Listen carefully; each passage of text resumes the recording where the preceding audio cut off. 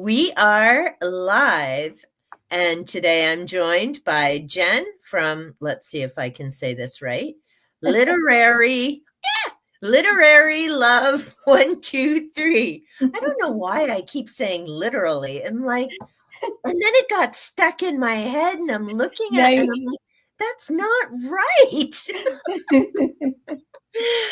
But thank you to everyone who will be able to join in the conversation today. And as always, a big thank you to Team Rewatch. Much appreciated. Hey, Vin. And we're going to be chatting Stephen King and his books. Now, I have been reading King since Carrie came out. So, yeah, in my early teens, or just a little one. And Jen, you have also been reading King for quite some time. Now, what was your first Stephen King? My first Stephen King was Pet Cemetery, and I was 14, and I got it from my best friend at the time, her mother. And it happened because we went to somebody's birthday party. And back then, when people had birthday parties, they would have rented a VHS for everybody to watch because I was 14 in like 1989. And so at the party, we watched Pet Cemetery, and it scared me, but I freaking loved it. I was like, I need this in my life. So we went back to my best friend's house because I was spending the night with her, and her mom said, well, what did y'all do? What movie did y'all watch? And we said Pet Cemetery. And she said, what? Don't you know I've got a library full of Stephen King books? Because I think at that time you could get like there was a Stephen King book club, and you had like all of his books coming out, and you could get them. So she showed me her library, and she said, "Here, why don't you take Pet Cemetery? Would you like to borrow it and read it? And then when you finish it, you can come back and get more." So my gateway was the movie, but once I read the first book, I was hooked, absolutely hooked on King. Hey, Matt. Hey. Well, and I'm trying to think because, well, Barlow was my second vampire, so I'd already read Dracula by that point, and I've always liked scary books and TV shows. Now, part of that, and I don't mention her often for good reason, but yes, I do have an older sibling, 10 years older, actually. So she used to watch things like Alfred Hitchcock Presents and The Twilight Zone. So, I mean, I was just maybe 4, 5, because she was in her teens watching this, and I was sitting up watching Alfred Hitchcock Presents and stuff, right? So, it takes a lot to scare me. And actually, I was saying to Ven, I just finished a ghost story book, which made me so sad because it wasn't scary. It was this author's first dive into ghost stories. And I'm like, oh, sweetie, don't do that again, because no, they were not good. And that makes me sad because I've rarely found a ghost or scary book that I didn't like. Mm-hmm. And with King, I was reading him right up until Dolores Claiborne was the last book that I read. I won maybe 2 of the Gunslinger, and then I don't know, it just wasn't my thing. Have you read all of the Gunslinger? Here's my Stephen King confession. I haven't read any of the Dark Tower yet. Yeah, Not. and see, I I'm read going King. to, but not haven't yet. Well, and I mean, he's got what? A cat? Oh, Matthew saying King's Salem's Lot's my first and only King Oh. for now. And it's funny, the author, Alan Goulburn, who I just did The Last Breath Before Death review on, Mhm. Salem's Lot is his only King read as well, I believe. Either his only one or his first one. So same as Matt. And I think a lot of people tend to know Salem's Lot and Mhm. probably Carrie and Yeah. Pet Cemetery because the movies, I mean, Mhm. many of his works have been turned into movies. Carrie, to me, it's always going to be Sissy Spacek. Like, Same. there Yes. is just no other Yes. Carrie. But on the other hand, I get the remake because it is such a different world, right? Mhm. I mean, now there's things like cell phones and all Yeah. this other stuff that there wasn't back when Carrie was written and when the movie was made. And yeah, I'm really sad that I unhauled all my fiction books a while back, and a I number of saw them. that in your video today. Yeah, and I mean, 3 I didn't get back because idiot that I am, I loaned them to somebody and his wife put them in the donation bin. Oh, I'm like, no. "They were hardbacks. Are you kidding me?" Oh, no. Oh, And she's no. like, "Well, you should have asked for them back sooner." And I'm like, "Are you an idiot? She Like, must be. I would have you been knew like, they "No, you should have asked me well, you before knew you you did." didn't buy them. You coulda asked your husband. Exactly. You don't just and no offer to replace them or nothing. Just, "Oh, well, you should ask sooner." And I'm like, "Yeah, I guess I should have." But be that as it may. So my Carrie and that gone. And yeah, so this time, because I've started slowly going through all of them again, but I got it through my library on Libby, and it was Sissy Spacek reading the novel, which was awesome Yeah, because, like I say, she's Carrie. But it she was fascinating too because in the front of this one, and I can't remember if he did in the original or not, he may not have, but he talked about where he came up with the idea of mhm. Carrie. And I thought that was interesting to know that it was, 2 girls from different times in his own school situation. So it was kind of, "Hey, Fibertsy." It was kind of his way of giving back to them for the Yeah, things that had happened. because it's sad too, the girls he talks about, it's sad. He writes so much about things that happen in his real life, and sometimes it's easy to see that. He can be very transparent, so you can see his growth and what he's going through from his earliest books up Mm. until these later ones for sure, because now he's grappling with getting older, and I don't even want to think about the day that we don't have him anymore, so I won't think about it. But in that newest collection, You Like It Darker, you can really tell he's grappling with With that. that. Yeah, and I mean, that's the thing, and I just noticed, Matt saying that he's gonna be reading Misery in winter. Oh, perfect. Honestly, that's the only King book that I've read that scared the crap out of me. Tommy Knockers didn't do it. It didn't do it. Nothing I had read by King but Misery has truly scared me.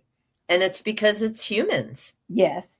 I Yeah. mean, you think of, I mean, okay, so is Carrie and some of the other stuff and Pet Cemetery and all that. Hey, Nicole, but Misery is human. Yes. And there are some cuckoo cuckoo people out there. It was just too real. It is. It is. And even, with his books with the supernatural, like you said, so many times he talks about the humans, and they end up being worse than whatever the supernatural, aspect is, because Yep. in my thesis when I wrote about Beverly, of course I talked about Pennywise, but the majority of my chapter on Beverly is about Al Marsh, Beverly's father, um, and the way that he treated Beverly, and all of the ways that he physically abused her, but also the mental and emotional Mm. abuse that he put her through. So yeah, you got so much about human monsters, even within the context of that supernatural.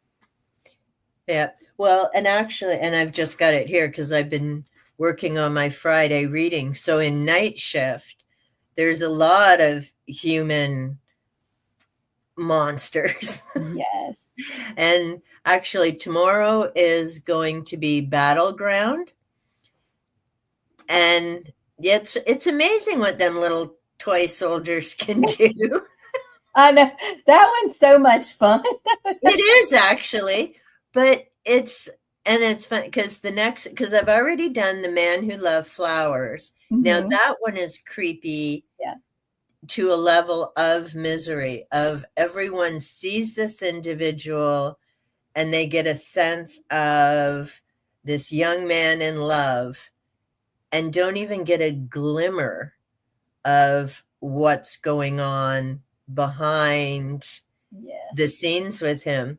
But then the other one I did was The Ledge. So I still have to edit that, and that'll be next Fridays. Because, I mean, they both have a ledge in them, Battleground and the Mhm. actual ledge. What I find fascinating with the two characters there, and, not spoilers, but neither one perceives how their actions got them into those situations. Exactly. Like the ones like, oh, I'm gonna go get her when I get out of this situation. And it's like, dude, like seriously. And the other one the same. Well, it's not about the money. And I'm like, really? I Really? know. He can write some characters that you really are just, some that you're absolutely rooting for, and then others you're like, what are you doing? And then others, of course, you absolutely hate. Yeah. Now see, and I just picked it up because I don't really know many of his newer works. Like I say, I pretty much stopped after Dolores Claiborne. What did I read I read Revival. Oh, Yeah. Revival was another creepy one. It is creepy, and this is a weird thing. I was doing a reread of it for something, and I was taking notes. I can't remember what I was rereading it for, and I was sitting right here at this desk because I was looking stuff up online, and all of a sudden I looked away over here for a minute, and I looked back to take another note, and there was an ant crawling on my Oh paper, and I no. was like, I can't. I was like, I got to take a break right now. I can't because Yeah. no spoilers either. But if you've read Revival, you totally understand why seeing an ant popping up out of Yeah. nowhere, you'd be a bit freaked out. So, yeah. Well, yeah, it was, I mean, I read it several years ago and then I just reread it. I think for part of the banned book project, because there were a Mhm. number of Kings I reread, which helped me get to the 24 and 2024 that Mhm. MJ does.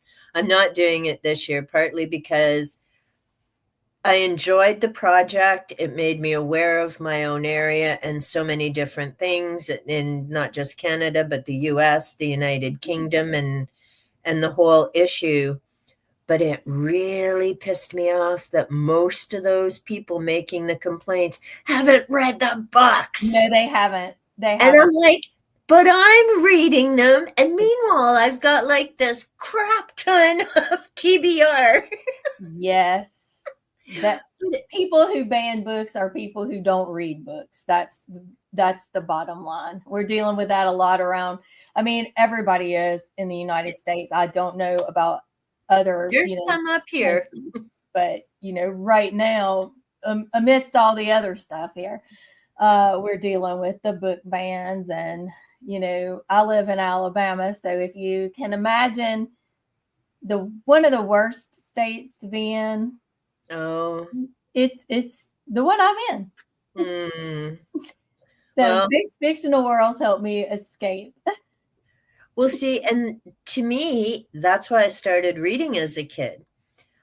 Is it was, I mean, I was out in the country and I Mhm. love being outdoors, but I mean, in the winter, you can only be out for so much, especially up here. And so books were my happy place. Yes.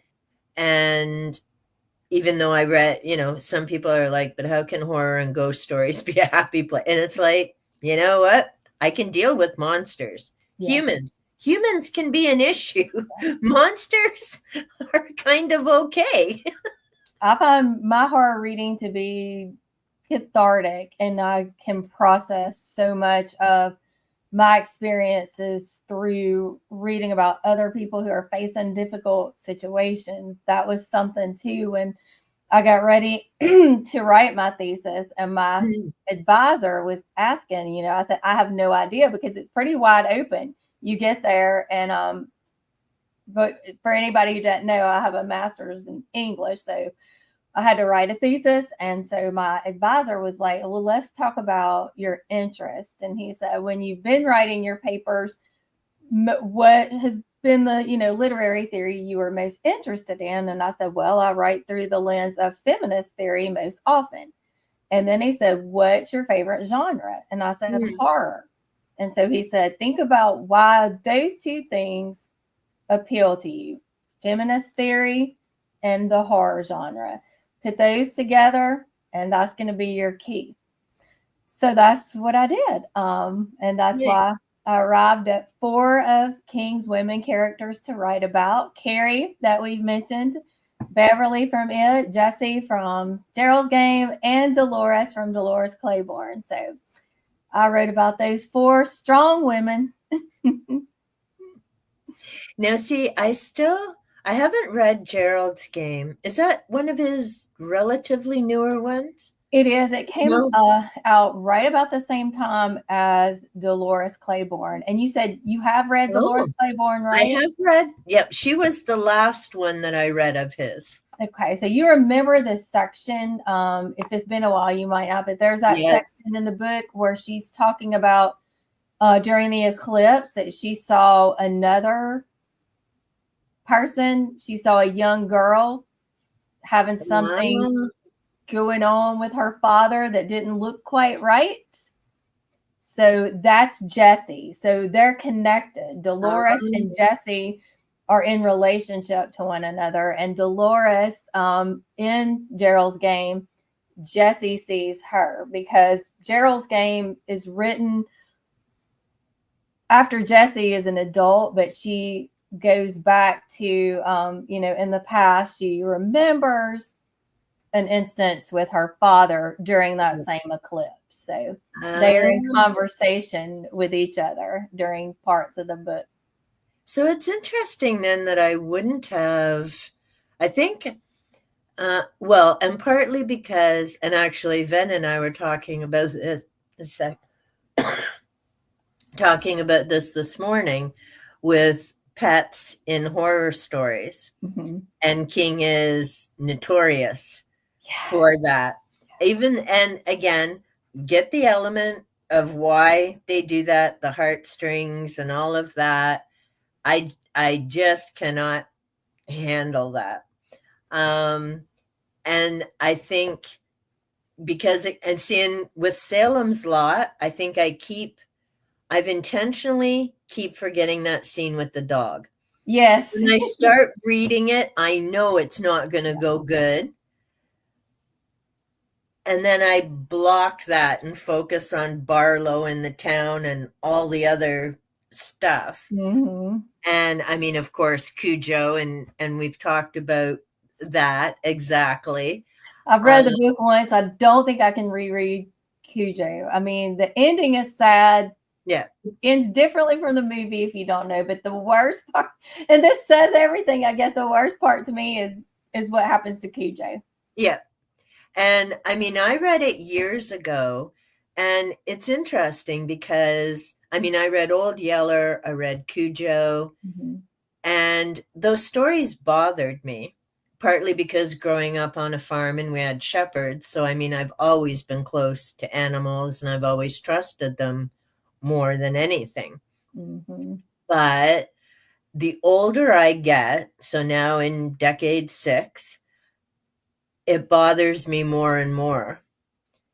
So, for the longest time, I started veering away from fiction because and I think that's why I stay away from audio, because in the physical book, I can see it, Yeah. and like Akatar with the spicy, I can just flip past it because I don't need to be reading that. It's not what I pick a book up for. I mean, if other people do, that's great. Whatever your thing is with reading a book, if you enjoy those 10 pages of how flexible Feyre is and all the rest of it, that's awesome. I personally could care less. But see, in an audiobook, you can't do that Right. because you have no idea until you've heard it. And with some things, and this is why I tend to avoid social media. Like, I don't have Facebook anymore. It was just getting to be too much, and I don't have all the other stuff either. But I'm a very much, once I've seen it, I can't unsee it. Yeah. And it'll bother me. If it's an animal, it'll bother me for days. And I just go like from 0 to volcanic rage explosion in seconds. So rather than go there, I got into a lot of nonfiction. So I start, ancient civilizations. Hmm. You don't get that kind of stuff there typically. Some of the UFO ones you do because people are stupid, but be that as it may, you're less likely to run into them shockers in nonfiction books about Atlantis or whatever, or Right. Sasquatch than, a Stephen King. And Yeah. even Dean Koontz. See, I'm bad because I was reading, I think it was his book when it was funny. I actually found 3 of his at the dollar section at my Goodwill bookstore. And I love that it's just like the thrift store is all books. Uh-huh. And so when you go in, there's shelves and shelves of $1 books before you get into the store. And that's how I got Night Shift and Skeleton Crew. I'm like, It's a a good deal. dollar for King? Like, yes. Good And deal. that was awesome. Actually, it was $1 for both of them because I happened to be there on a 50% off day. I'm like, score. That's a good And buy. I mean, I'd read both of them years ago, but didn't have them in that. But I found 3 Coonts, and yeah, my Coonts went with the fictions as well. And I'd read Watchers before, but there was Whisperers and Winter Moon, which I didn't notice till I came home. They were all W books. I'm like, what's that about? But when I was reading Winter Moon, of course, the family has a dog. I'm like, no. So I read the last chapter. The dog was fine. I was curious enough, so I went back and I finished the story. There is a website. Do you know about it? It's literally like Oh, www.doesthedogdie.com. seriously? There is, yes. And I think like I haven't ever gone on it, but I think it has other like animals too. So you get that heads up Warning? because when we're, the novel, I mean, awful things happen to children, clearly, but there's one part with Patrick Hockstetter who is worse than Henry Bowers in a lot of ways in the Mm, novel. But there's a part with him and what he does to some puppies oh, that I cannot get out of my yeah, head. And I mean, Georgie, spoiler for it, Georgie's arm gets ripped off and Georgie's like torn apart at the beginning. Yeah, yeah, I'm sad, but I can move on from that. But those puppies, I cannot. It's still just yeah. like makes me almost physically ill. I Well, can't and stand see, it. Gareth, when he was on my live a while ago, and because we were chatting Mr. Mercedes and Finders Keepers. Uh-huh. And I was saying I almost didn't finish Mr. Mercedes because of, is it Odell? Can't remember the dog's name. Yeah, I think it is Odell, Barbara, and what's Yeah, his name? his kid, his dog. Jerome, Barbara and Jerome's dog. Yes, Here we yes, go. yes. So we got Odell, and there's things going on. And I'm like, oh, it's King. So again, last chapter. All right, I'll finish it. And Gareth is like, so the scene where all these people get mowed down at the mall, you're okay. But you had to read the last chapter about the dog. I feel He's the like, there's same. something wrong with you. And I'm like, and I can't remember. I have to look it up because he either called me a psychopath or a sociopath. And I'm like, dude, there's 8 billion humans. Get over it. I mean, It's it's like like you kind watching of nightly know, news. you know for sure going into a King book that something bad's going to happen to people. You know it. But you don't Well, always know that there is going to be an animal. But anytime there is an animal, you're like, oh shit, here he goes again. exactly. Here he goes again. Sometimes if I could ever ask him a question, I'm sure I wouldn't ask him this, but sometimes if I think I would just say, why? We know these people are bad people. You don't have to reinforce how bad they are by putting animal harm in there. Exactly. No, they See, don't. we'll have to get you on with Gareth and we'll have to explain this to him. Exactly. So we have Haley, hello. And Leslie has joined. Hello. But yeah, see, I'm the same. And the one thing I do miss about Facebook, there was a cute little post and it was, I'm good as long as the dog survives. And Yes. in reference, as long as the dog makes it. So I will never watch I Am Legend or read the book. I've never watched John Wick, although I do enjoy Keanu Reeves in movies. Ain't happening because I did Google actually. Uh-huh. Does Daisy? Nope. So I'm like, and we're done. I did not watch The Walking Dead more than 20 minutes. It was not looking good for the horse. So, nope, It ain't never that happening. became like a running joke for a while. It's never going to be good for a horse on The Walking Dead. I quit watching it after I think I made it to the 7th season or 8th season or something, and then it just had gotten, in my opinion, to be just absolute trash. And I was like, no, I can't anymore. But I did love the first few seasons. Mm. Yeah, a friend had actually loaned me season 1, and I'm like, yeah, no, I got 20 minutes in and we were done. They loaned me True Blood. I'm like, nope, that was about 15 minutes and didn't need to be seeing that for a series opener. Carnival Row, because Orlando Bloom thought, Mhm. dark fairies. Yeah, no, don't need to see him banging somebody against a dresser. That is just not my kind of TV. Orlando Bloom or not. It's like, nope, give me Lord of the Rings. I am not the spicy girl. Give me monsters, give me a Sasquatch ripping people to pieces. I'm there. The other stuff, no thank you.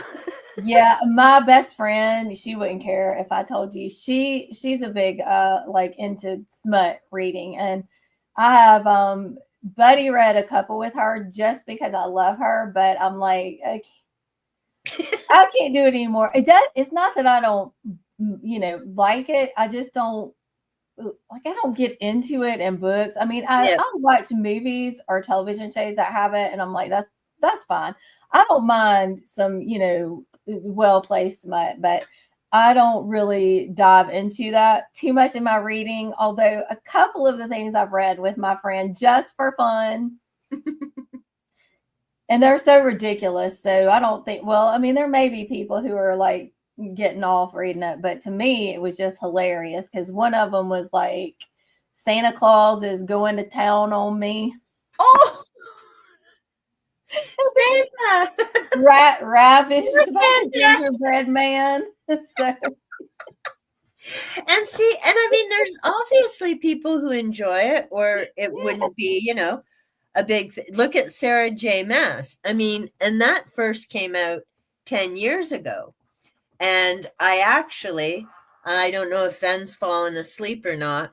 And I actually have a video coming up and it'll be tongue in cheek. But I do have them down here. Just a sec.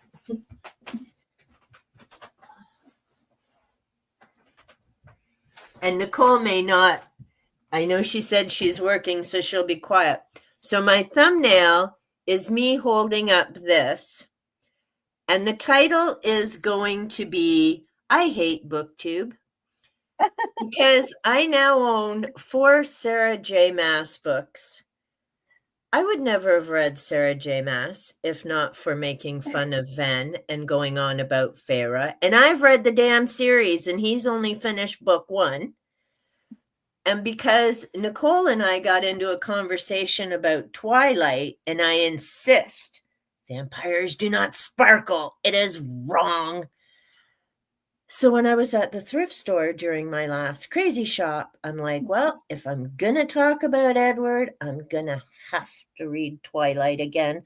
But I am not, if you're listening, Nicole, buying the rest of the series. I cannot handle Bella that much. I have not read any Sarah J. Maas or Moss, however you say her name. I haven't read any. I don't really want This is why to. I'm behind. Yeah. I don't want to. No, I have read Twilight. I still have all the Twilight books. Back in the day, I was very much into Twilight. I have all the movies on DVD. I have guides. I have a big poster. It's not put up in my house anywhere now. Not But, like and now I go back and there's so much critique about it. And not just literary critique, but other, types of critique too. And I'm like, how did I not see all this before?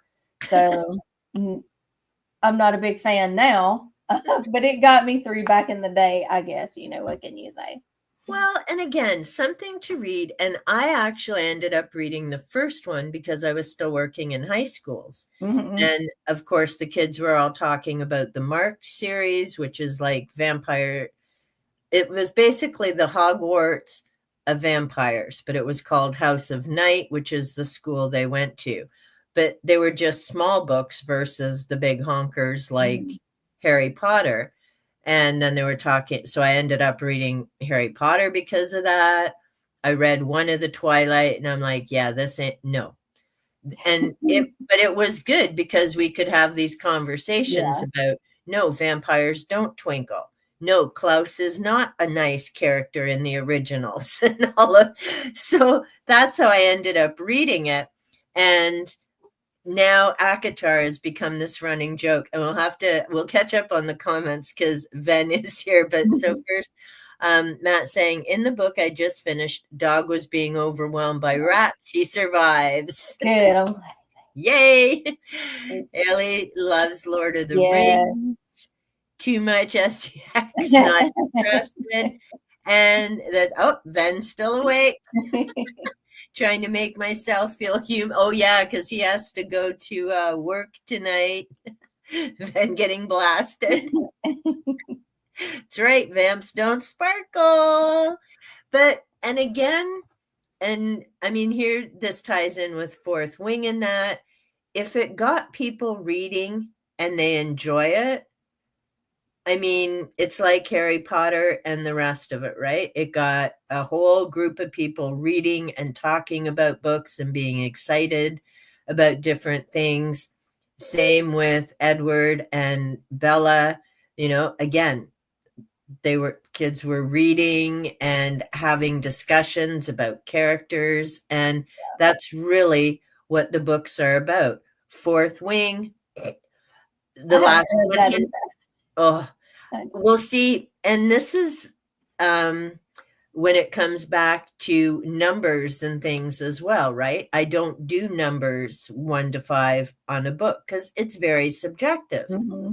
And I'd seen all these people talking about Fourth Wing all over BookTube. Yeah. And it's great, and it's got dragons, and I'm like, okay, dragons, yeah, I enjoy stories with dragons. So I thankfully got it through the library. I'm like, are you kidding me? She's obsessed with climbing another character they're in the situation of, if you don't pass, you die, blah, blah. The last 130 pages were good, though, for me. But for other people new to fantasy, it was amazing. They read all 3 books and loved it. So I'm thinking I would have given that a rating, partly because I've read so many different books and I'm not up on Fae lore. Oh, no, wait, that's the ACOTAR one. Skip that part. But I'd read so many that I was seeing all kinds of stories as I'm reading it. So to me, it was like she just put everything in a blender, mixed it, and threw it against the wall. What sticks? And let's throw this in. But for other people who haven't read all those series, they wouldn't be making all those connections going through. So that's why I find with numbers, it isn't a gauge, because a big part of it is what experience does the person have Yes. going into that book, or expectations even, right? Yeah. But yes, told her not to read it. Not my fault. Does not take direction. That's why I love Elaine, because I don't like, I don't take directions. And, people tell me not to do something. I'm like, sure. Challenge accepted. Exactly. I used to have something on my refrigerator. I forgot exactly what the quote was, but it's not up there anymore. I don't know what happened to it, but it said something like, one of life's greatest pleasure is doing what others told me not to do. Well, see, I have although I have my out. See, it's cold, so I'm have coffee. But I also have a cup that says fluent in sarcasm, and I'm like, this is your only warning. Yep. Consider yourself warned.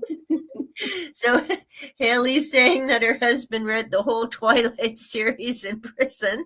It's good to know they still have libraries there. Yeah. Yes. Not sure you might get it somewhere else. And Matt saying, I agree, Walking Dead got boring after Negan showed up. Now, Yeah. I know when I've heard people talk about, because like I say, I've never seen it, never read the comics, so I knew nothing about them, but I know it might be Dave and Gareth who were talking about The Walking Dead and changes after this character, Negan, or a Yes. favorite character, got knocked off. Yeah. Negan, like the lead up to his story and the first couple of episodes with him in it were good, but then to me it just kind of fell off after that. And I am a big believer in when you've done a great job, you've got a great show, you've got to know when it's time to go. You've got to know. And The Walking Dead, it still hasn't stopped. I mean, I haven't watched it. Like I said, it's got spinoffs now. It's got a whole bunch of different spinoffs, which I don't watch any of them, but like one of my favorite shows of all time is Breaking Bad. And it was 5 seasons. They knew when to go. You got to know when it's time, because otherwise you're going to get shitty. Well, and that's now, see, and the funny thing is, and see, we're already off track with Stephen King. We'll bring him back. He'll come back. We'll get back. So Supernatural. Yeah. The funny thing is, that was supposed to be 1 season. And then the fans are like, hell's no, we got to know what happened. Like they got run off the road. Seriously. 15 years later, and they could have still kept going and may have. But I mean, kudos to them, because unlike a lot of these streaming shows now that are 8 episodes and call it a season, they were doing like some 22 or 25 episodes a year. It was all shot up here in Vancouver, Canada. Same crew from the year they started till 15 years later when they ended. But through that, they were also traveling all over the place doing conferences with their fans. Like they weren't just showing up at Comic-Con once a year. They were all over the place in between shooting and stuff. So those boys worked hard to, build up a base and connect with their And they fans. looked good doing it. Exactly. And their They dad looked even better. That actor who plays their dad, Jeffrey Dean Morgan, he's Negan on The Walking Dead.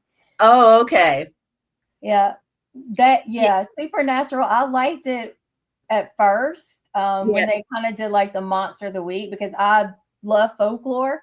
Yep, And me so too. I like the, getting, this folk story and this one and how this one came about. But then it kind of went off for me a little bit and I quit watching it, but I did like it a lot at the beginning. See, and for the same reason, because hey, Dark Star, for the same reason that each week was a different creature. I Mm-hmm. was so jealous of John Winchester's binder. I'm Yes, like, yes, damn, if only my notes could look that freaking I good. know.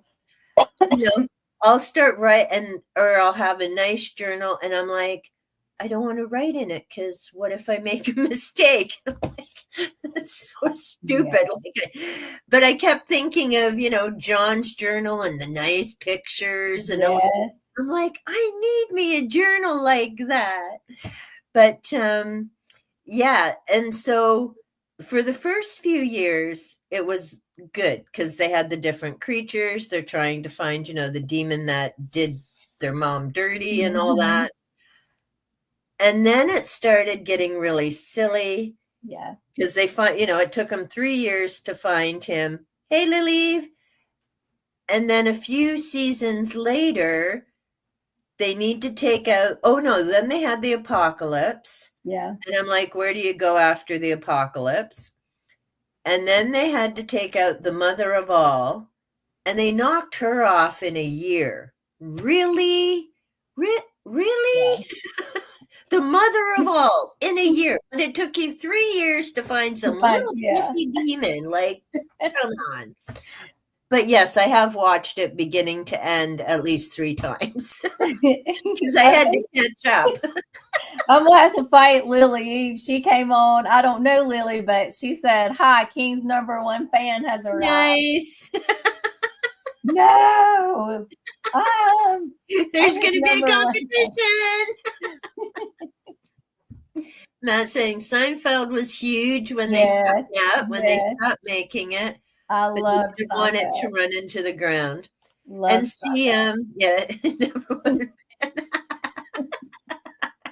Have you been to his house? I went to his house.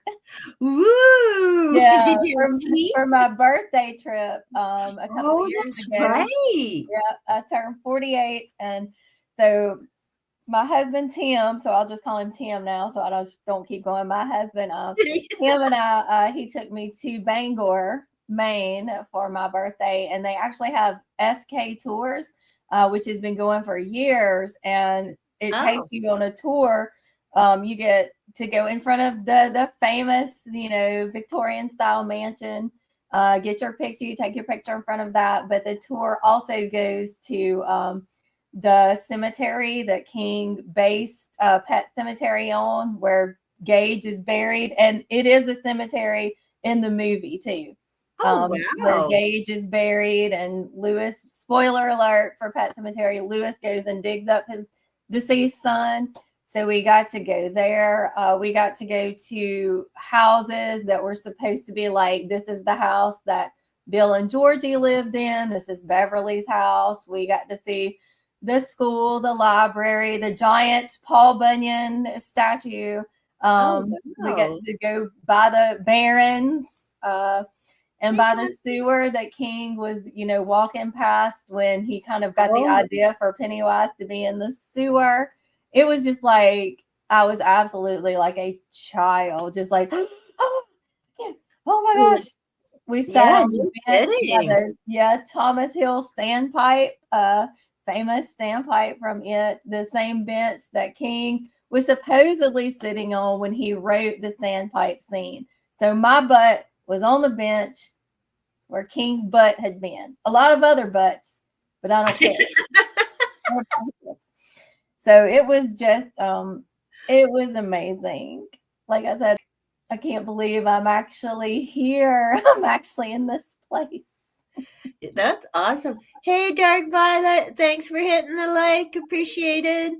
Well, and I mean, just to be able to see where King got the ideas or things from the movies. And I mean, I don't think all of his, I mean, he has what, 70 to 80 books?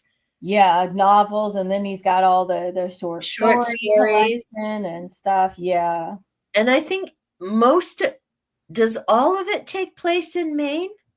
I know No, the he a bulk of lot it. of it does, of course, but he does write about other places. Like for the past several years, he's mostly lived in Florida. And so a Lucky lot guy. of his, yeah, he's like, I'm tired of these Bangor winters.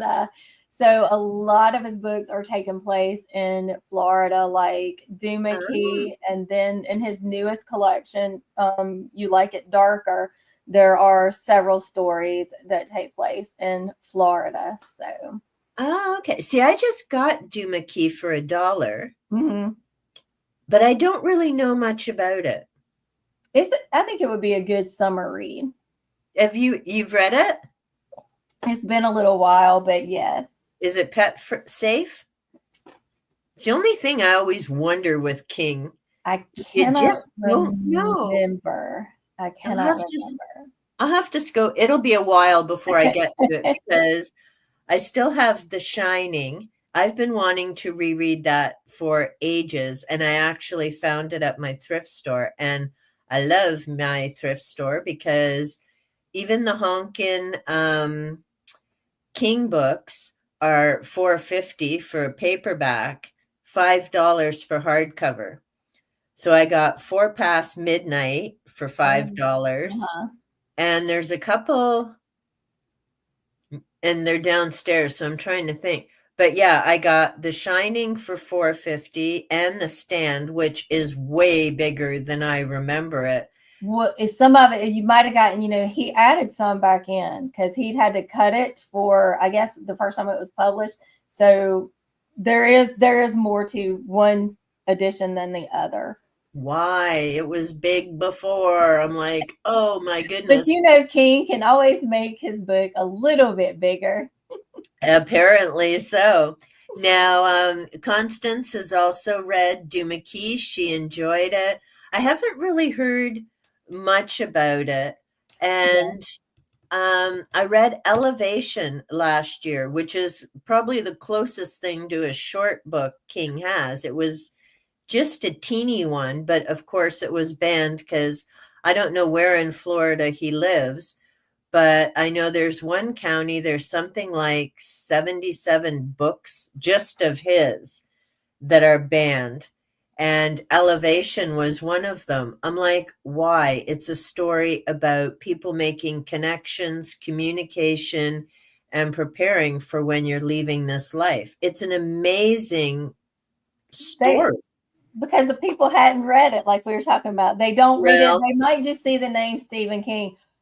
He's a horror writer. Also, I have to wonder how, I'll get a little bit political here. If any of it is just pure vindictiveness, because King is very, very vocal yeah, about his leaning. anti. He's not Captain Makeup friendly. No, he's not a fan of Orange Dictator at all. So he lets people know that, Yeah. which is another reason why, like I needed another reason to love King. That's just another reason why I love him. So I have to wonder sometimes if some of that is not just for spite, because there's one thing we know about the Yeah. dictator and his cult. I'm just going Minions. to say it. I don't, you shouldn't call them minions. Minions are I cute. call him a cult because that's what Well, it is. that's what it is. It is. And Jones would be proud. Jim Yeah, Jones is exactly. like so pissed right now up there going, I should have waited for the internet. Exactly, right? Exactly. So, yeah, they are very spiteful, that group.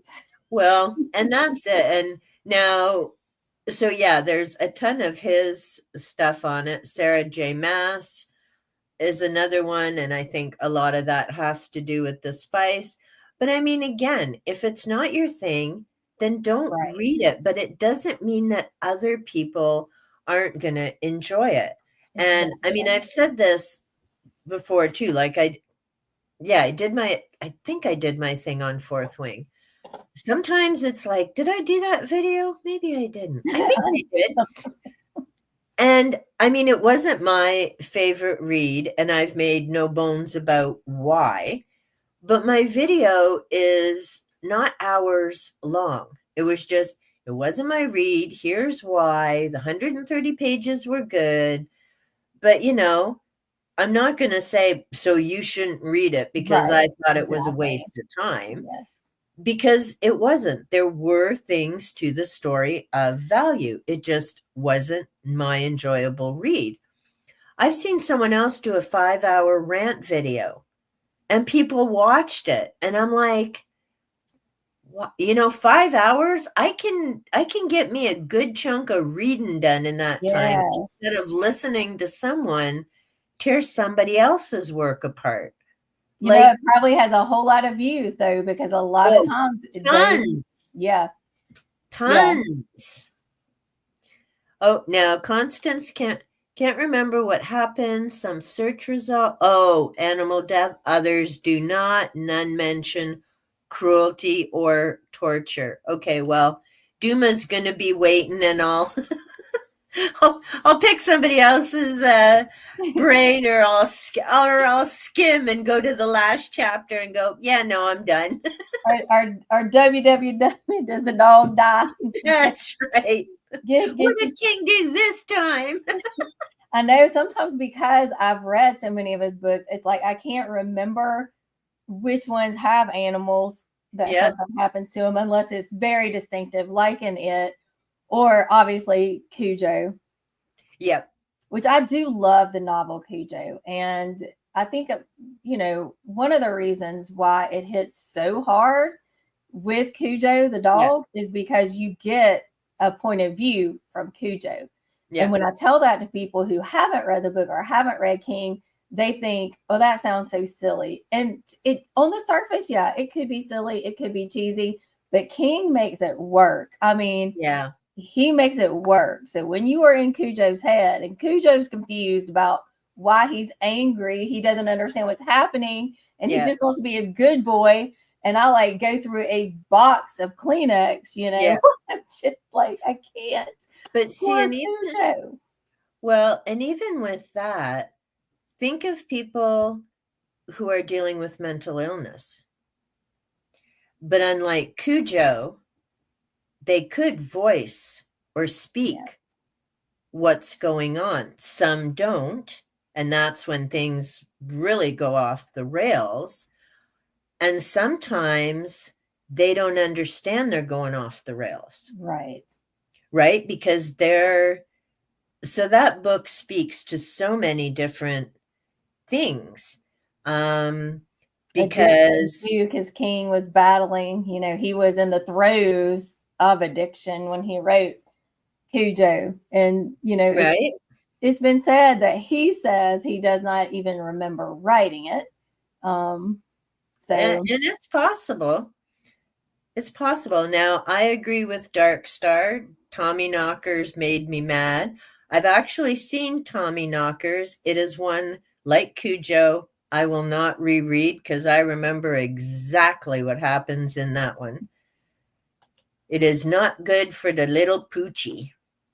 Remember thinking it was not what I expected from King in a good way, more mature, more of a literary feel. Okay, that's Dumaki. So that one may be worth checking out. Now, it's interesting too, because the only thing I've read so far in Skeleton Crew, I did finish Night Shift. And mhm. again, it was funny. It was decades ago that I read it, but I definitely remembered Quitters Inc. I didn't need to reread the whole story, but I did. But I remembered Quitters Inc. I think I may have remembered, and see, Noah's not here, but I terrorize him a lot. There were a few of the stories that once I started reading them, but I did see, I make little notes in the Mm-hmm. front so I knew what the stories were. Quitters Inc. is one I did not forget. Can't remember what the other one was, which is funny because, years later. The Mist is another one I remembered, and I'd see, oh, Children of the Corn. There Uh, we go. So much worse in the book than the it is. movie. It's funny because I am reading some for the first time and some rereads of Night Shift because I'm actually a recurring guest on a podcast that just, it's been out maybe a month or two now. Oh, You, nice. y'all may know Jason over at Jason's Weird Reads. Oh, yeah, yeah. Yeah, he's got his Weird Reads podcast, but then he started the SK Short Bites podcast, which is a podcast going into King's stories, like his short stories chronologically. So I was on the episode talking about Jerusalem's Lot from Night Shift, Night and Shift, then yep. I'll be talking about Boogeyman next. But then I'll also, he's like, what other ones do you want to make sure you're there for? And I said, Children of the Corn, because I had read the story like a long time ago, but then I've seen the movie again and again and again and again and again. So I had it in my head that it was going to be the same pretty much as the movie. And I got into it and I'm like, and then the ending, I'm like, oh God, It's and I was like, very I different. loved it though. I like the story better than the movie because I think the story ends in a more realistic way than the Yeah, movie does. I agree. And it was funny because, I mean, I hadn't read Children of the Corn for years, and I'd probably seen the movie, which was a bit tamer. Mm-hmm. And when I was working in the one high school, there were two kids, and it was funny. I mean, they would just suddenly be behind you or like doing goofy things. So they were nicknamed Children of the Corn. And they thought it was hilarious. Of course, they'd never read Children of the Corn, but they thought it was just a hoot.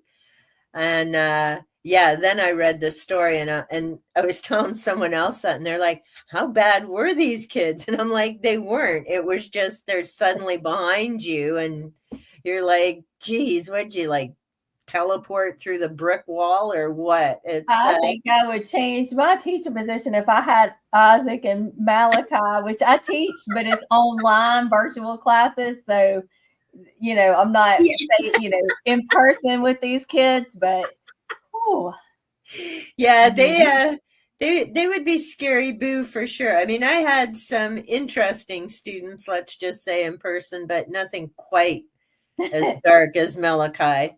thank Um, goodness. hey Noah. Oh, Noah just missed the book image. Too funny. But yeah, and so I remember that. And then the Mist out of Yeah. Skeleton Crew is much darker in the book. Oh no, no. Yeah, the The ending of the movie movie. is darker. It's the opposite. The movie is Yeah. darker than the story in the book. The book is, I think, more optimistic. Yes, because I remember when I first watched the movie The Mist and expected the ending from the book, and I Yeah, was like, yeah. but I do like the ending of the movie. I like sometimes it depends on my Sorry, I got to mood. do this for Noah. I can hear you screaming from here, Noah, and you're across the ocean. Does he have problems with people who annotate? He called me a book murderer, Jen. He's the one who Well, labeled me a book murderer. I'm Oh, scared of see, what he's he's going to good think with the of me. tags. That he can handle. Well, look, It's when you color and write inside that he loses his mind. See? there's plenty of like I don't know if you can see the pen, but plenty of like underlining and Oh, stuff. look, she underlines too. I'll be an extreme book murderer because I really like I had to tape this one together Oh, because when I was so often. taking notes for my thesis, I cracked the spine because it was easier to lay it down, take the notes, but it literally like broke in half. So I had to tape it. But I just consider it a sign of a very loved book. Right? It's a Dale way to Game is my baby.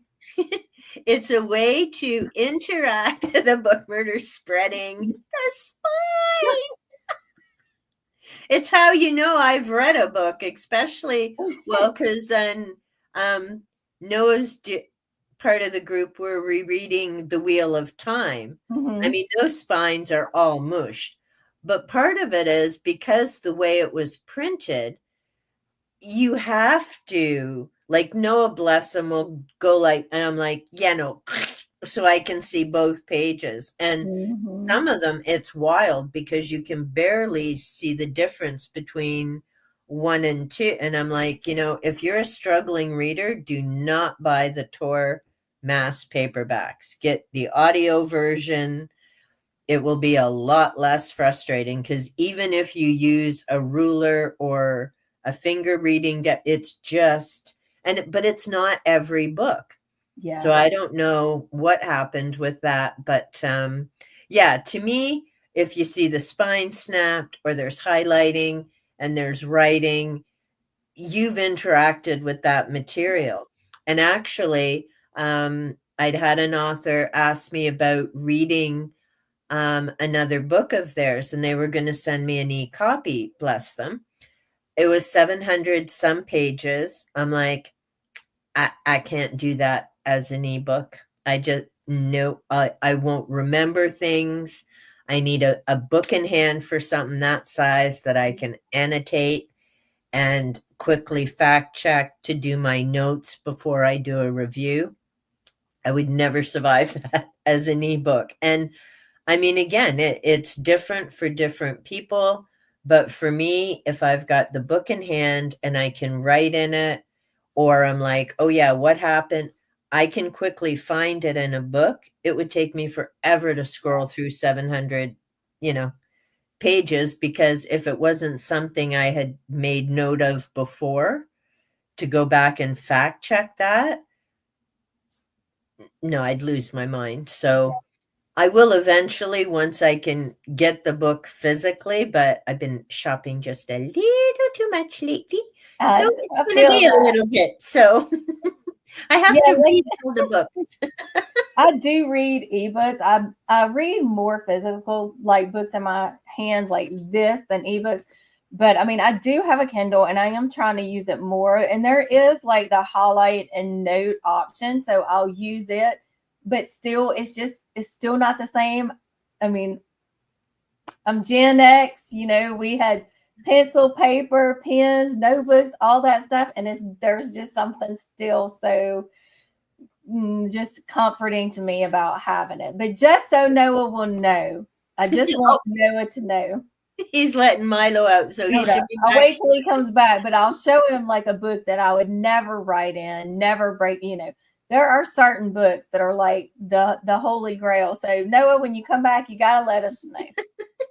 Yeah, and see, I'm the same, and I was doing a couple of tag videos earlier, and yeah, I've got a couple of illustrated copies, and those will not be written in. And actually, I meant, and I forgot to grab it before we started, and I think it's in the other room, the Edgar Allan Poe that I got with the sprayed edges, and it's Mhm. illustrated.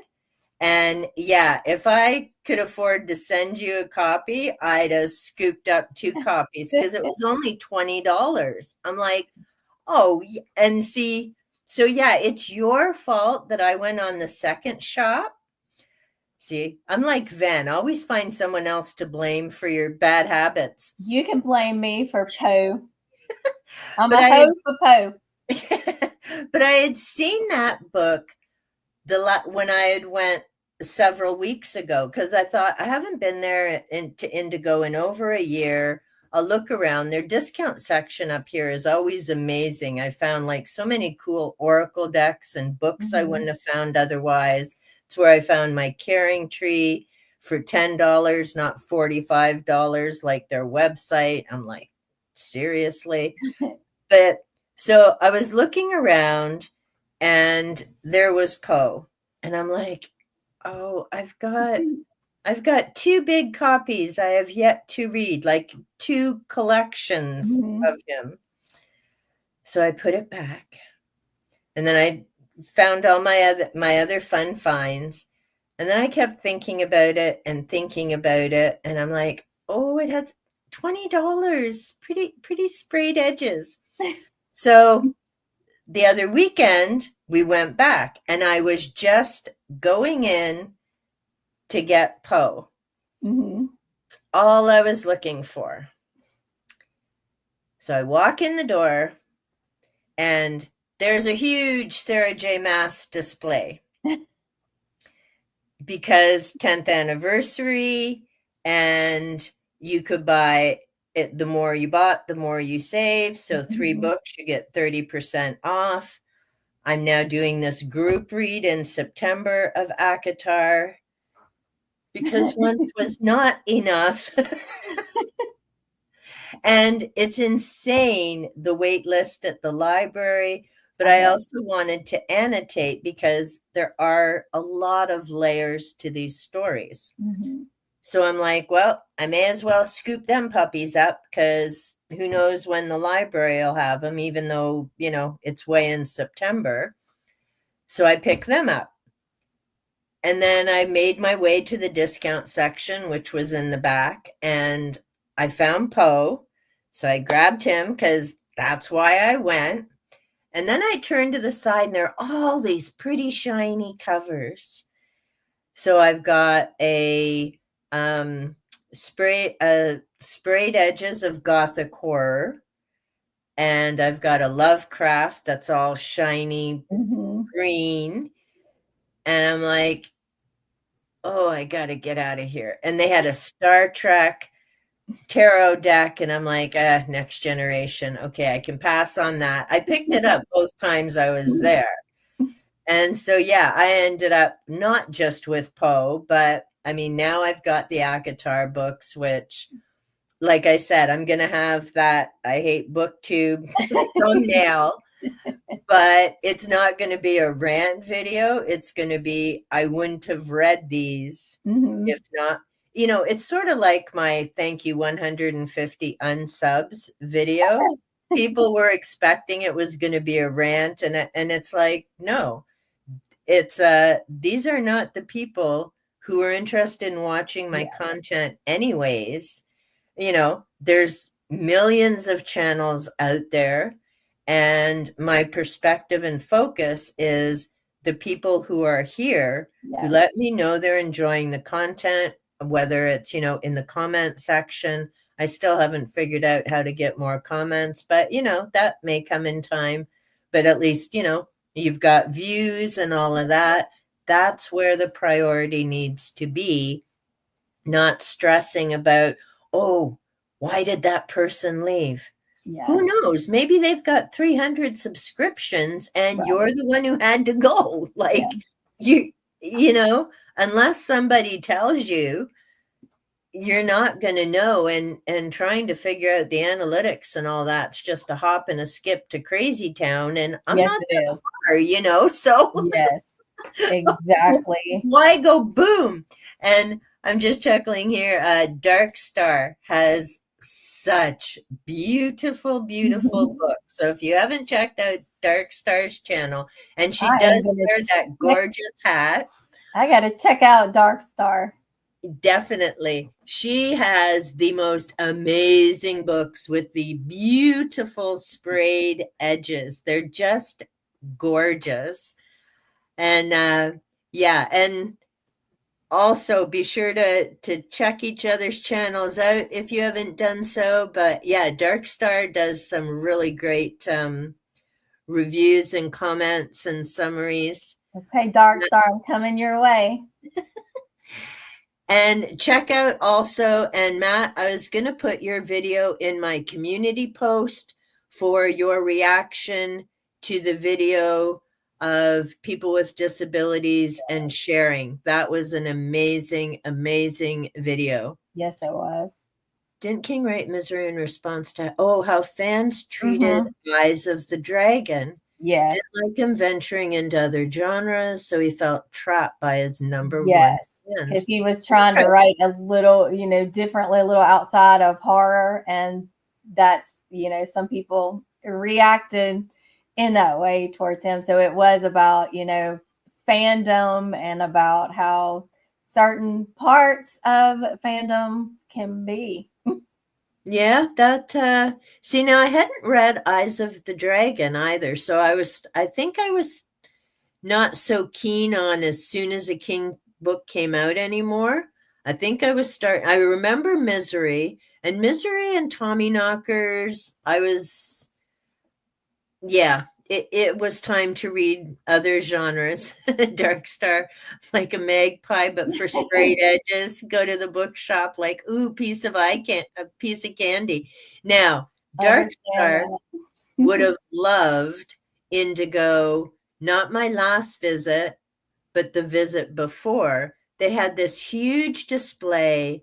I have never seen so many books with sprayed edges ever at Indigo. And I used to go there a lot way back when I was working and all of that.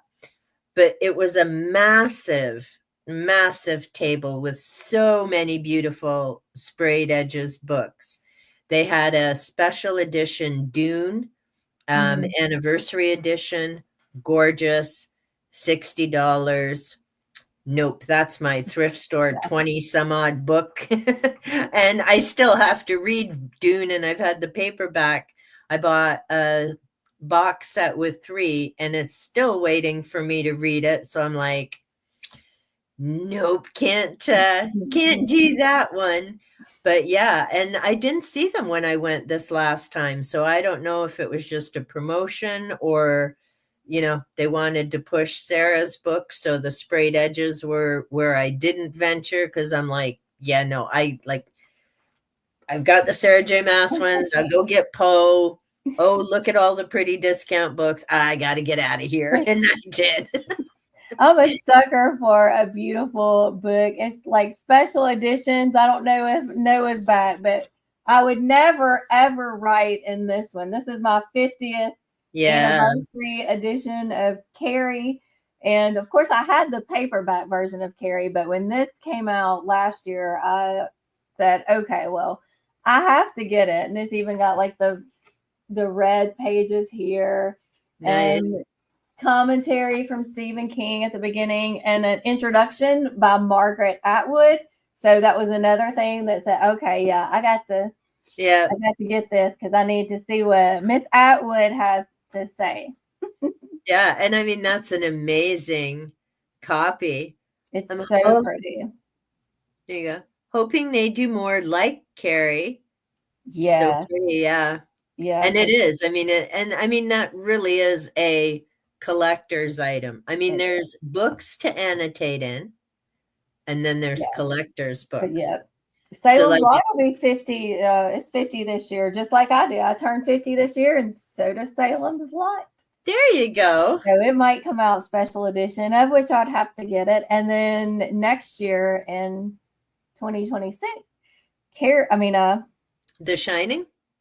I think. Is it The Shining? Yeah.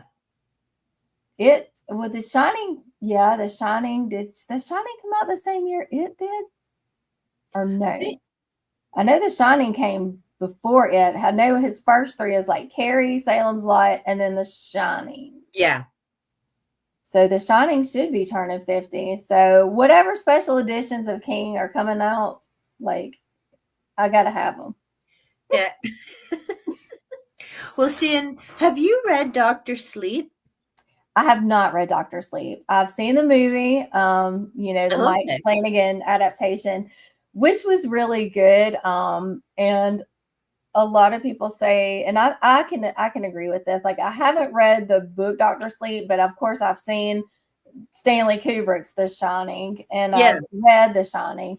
But people talk about how with his movie adaptation with Doctor Sleep, that Mike Flanagan was really able to marry the book and the movie together.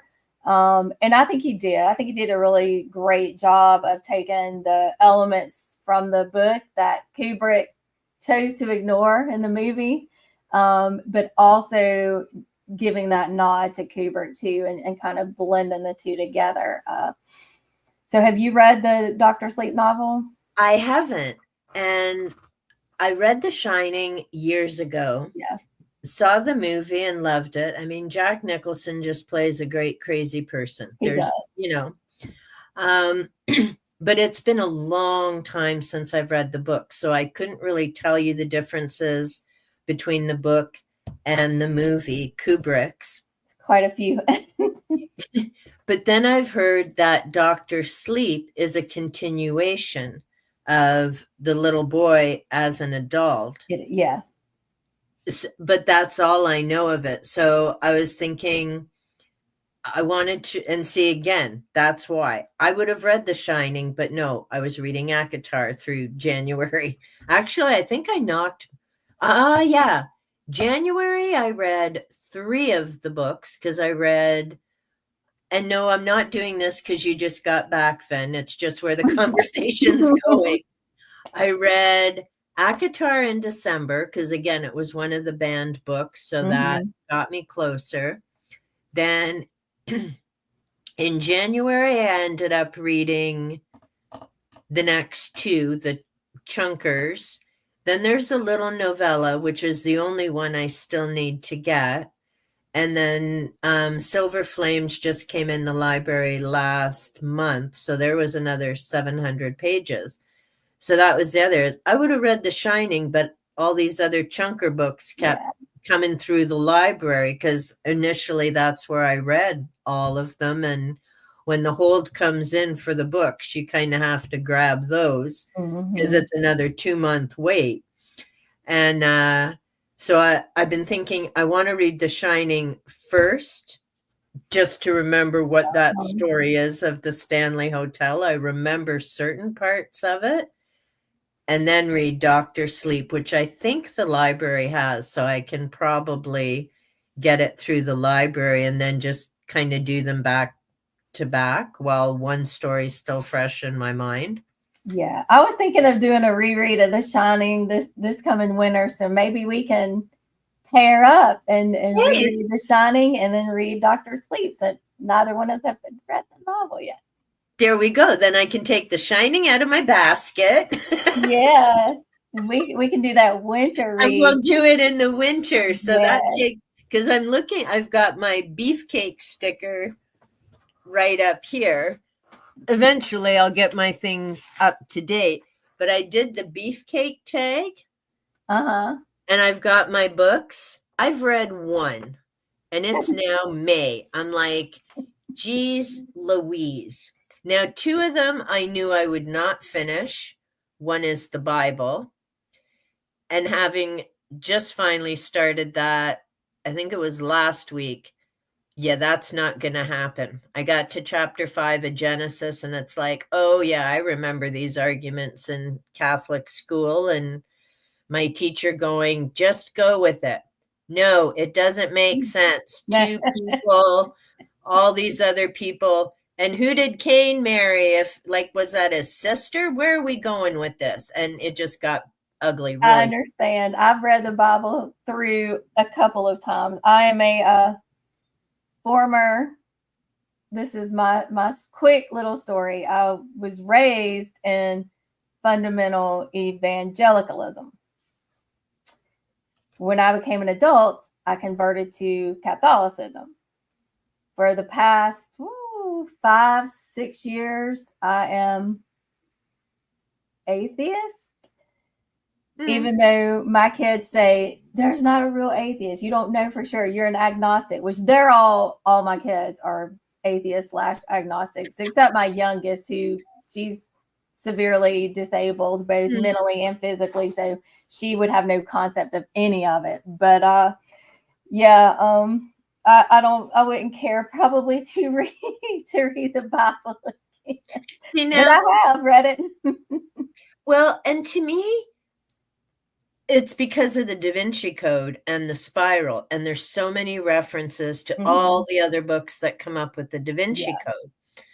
But what irritates me is it's cherry picking, yeah, right? All the stuff these people, oh, I'll just take this little bit. And it's like, exactly.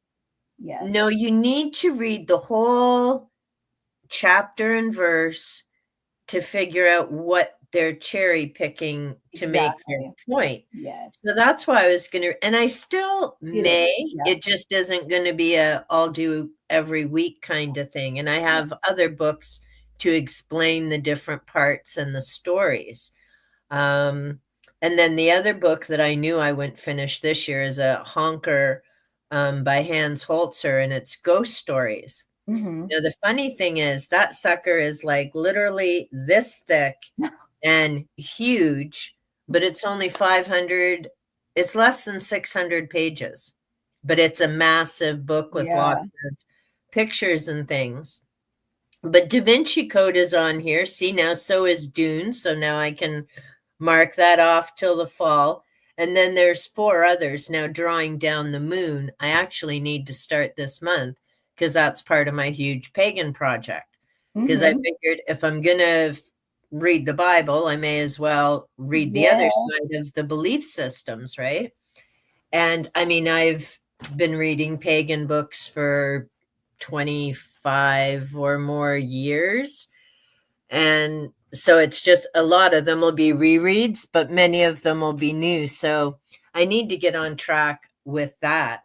And yeah, it's just so many books that Feyre distracted me from. I have a lot of pagan books too, so I practice some nature stuffs and Kind of things. symbol. So yeah. See, and I do that. So I don't believe like in a in a God, but I do believe in a connection to nature and that seasons, all of that is important. So yep, that's kind of what I do. catch up here a bit. So yeah, and Matt saying, "Oh man, religion's never sat well with Yeah. me. Where have you been hiding, Van?" Oh, he was off recording. Hello, Swank. Howdy. Happy Sherlock Thanks, Lord. Holmes. World Goth. Happy Vanilla Pudding. Well, every day is World Goth Day. I saw like some of the websites I go on sent me emails today about discounts for World Goth Day, and I'm like, I didn't know. Huh? I didn't know it's just one day. That's every day. Personally think religious, non-religious think too much, trying to prove each other wrong instead of just accepting their differences, live their own lives. Yepper. My Pagan husband, like autocorrect. he's a Christ follower.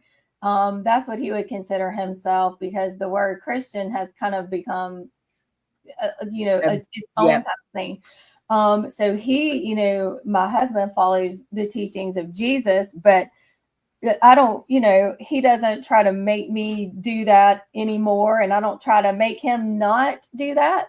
So I think a lot of it has to do with obviously with organized religion and the overstepping into government, which, as someone, like I said, I know what the Bible says. I Mm. was raised in it and then spent most of my adult years.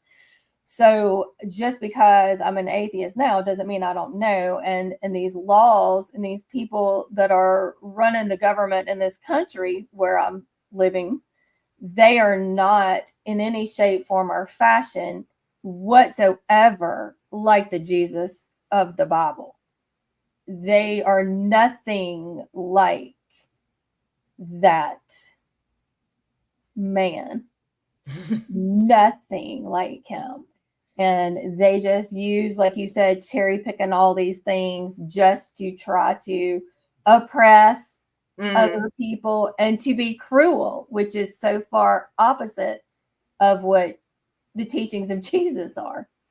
Exactly. Well, and that's just it too. Now, Lily Eve makes an interesting comment, self-proclaimed witch, but not pagan. And there was the one statement that always used to confuse me, that all all witches are pagans, but not all pagans are witches. Because the pagan term goes for a whole grouping of other belief systems, just like traditional goes with Catholics, Christian, all the others, Muslim. And so you've got the separate. I don't go by anything. I Yeah. believe there's a creative force. We're just going to say hi to Gareth. I believe there's a creative force. I follow nature. I've been working with animal guides for decades. I use my cards if I get stuck, but I don't think they're the be all end all. I Mm-hmm. always, because I'm an asshat sometimes, chuckle when people freak out. Oh, no, I don't want a tarot reading. I don't want to know what's going to happen. Well, you're not going to. Right. The cards tell you a story, they give you signposts, and then you decide if you're going to follow it or not. They're not telling you this is what's going to happen. Right. I mean, to me, I think of, do you not go to the doctor and get a clue and take tests to figure out what's going on and then Yeah. follow the advice of tests? Yeah. And I'm not saying they're the same thing before anyone loses their shit on rewatch or in the comments on this. I'm just saying. You're making an analogy. It's a yeah. Thank you. Yes. Yes. See, there's the word. It's like it's not a it's but see, part of that is because you have all these damn grifters all over social media Yes. and in person going, Yes. oh yes, that I've given you a reading and this is how Right. it's going to be. No, it's not.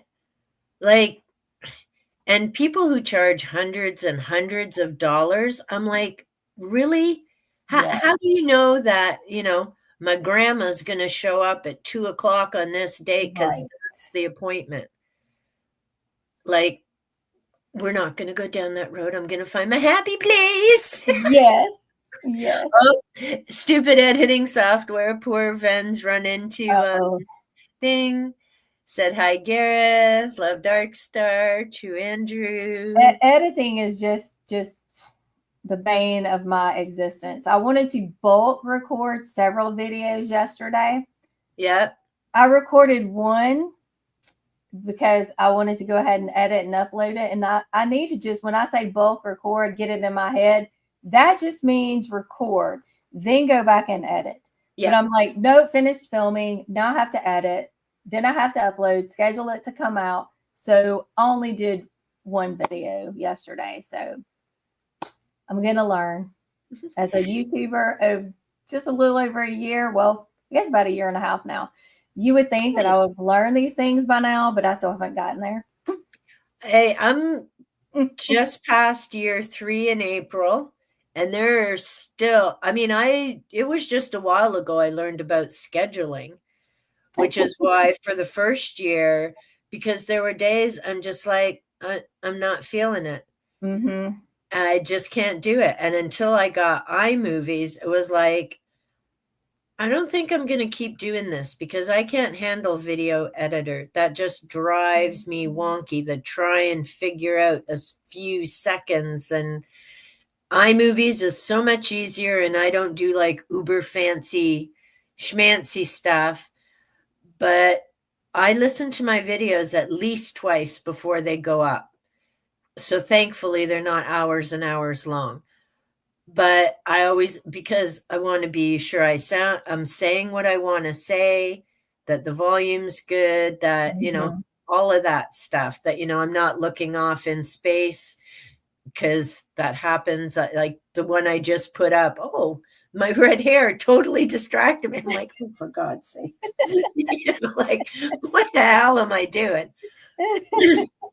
So I took part of that out because I'm like, oh, and then I'm like, hello, I'm making a video.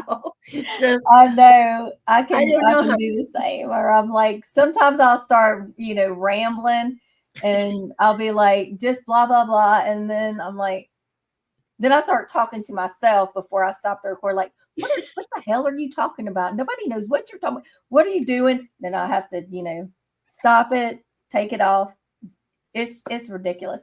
Do you all mind if I go get my coffee and then come back? Go ahead. I'm gonna We'll catch up on pause. some of the comments. If it's a question, then we'll put it on pause. All Go right. grab your coffee, hun. Troubles, yes, when people get so obsessed about other people's lives, absolutely. And then we have hearts from Lily Eve. If you do this, burn for all eternity, final nail in the coffin. Yeah, that's the other thing. Like, no, not that whole fear, fire, and brimstone thing. But he loves me. Yeah, exactly. I totally agree. I mean, I've heard of, there's tough love, but then there's the other. Oh, good. Editing was fine. Uploading froze 3 times. Oh, good. Here's to hoping the uploading goes. Yeah, I've had issues with that come up too. And I'll do tarot. Give me 100, guarantee in the next 5 you'll be disappointed with. Excuse me. I love that Dark Star. That reminds me of years ago when psychics used to send out snail mail and, if you'll get this reading and blah, blah, blah. And I'm like, you can't be much of a psychic because you had to know I wasn't going to be answering this. So you just wasted a stamp for nothing. I've only just learned to do thumbnails properly. Loving that. Yeah, I've seen your thumbnails lately. They look great, Gareth. Coffee. Absolutely. And that's the thing. I mean, there's so many different things to learn in terms of YouTube and viewers, and whether it's thumbnails that work, whether it's the name of a video. There's so many learning curves. And then, what's okay to put into a video, what isn't okay, the different language that you can use. It's definitely a lot of learning curves, or you spend hours on a video and it gets a couple of views. You do one that actually goes up, goes smooth, you get it done, you upload, and it goes like gangbusters. It's like, I totally don't understand how some of it works. And hey, Gareth, I thought you were on vacation this week. Is that next week? I'm like, totally. See, my memory's not that good. Yeah, you also do learn a lot about yourself doing booktube for sure. I'm definitely not one. I was never one to sit in front of a camera. It took me forever to, and Noah was so sweet in a video the other day. Oh, it was my reading of The Man Who Loved Flowers. And Noah was saying about liking my voice. And I'm like, oh, well, I'm glad somebody does, because I can't.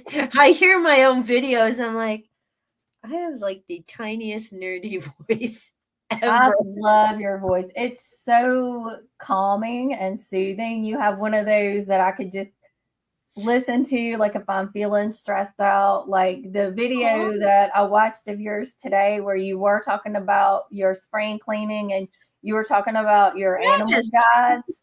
I was like, I could just listen to Elaine talking and I could learn so much Aw. about so many things. I love your voice. Aw, I hate thanks. mine though, because it gets a Now, lot see, of and jokes about the southern accent and stuff. So and yeah. the funny thing is, and I mean, I love listening to everybody else. I cannot listen to my own. Once they go up, I'm like, I can't do it. And it was so funny because I'd done a video about the Arva flour mill, which is just a short distance away from me. It's in the small town away, just up north from the city where I live. And we happened to meet the owner. And so I was like, well, yeah, I did this. And this was before the world went cray cray. And anyhow, so my husband had his phone and he's like, oh, let me see it. And so my husband, starts to, and I'm like, I'll just be over there.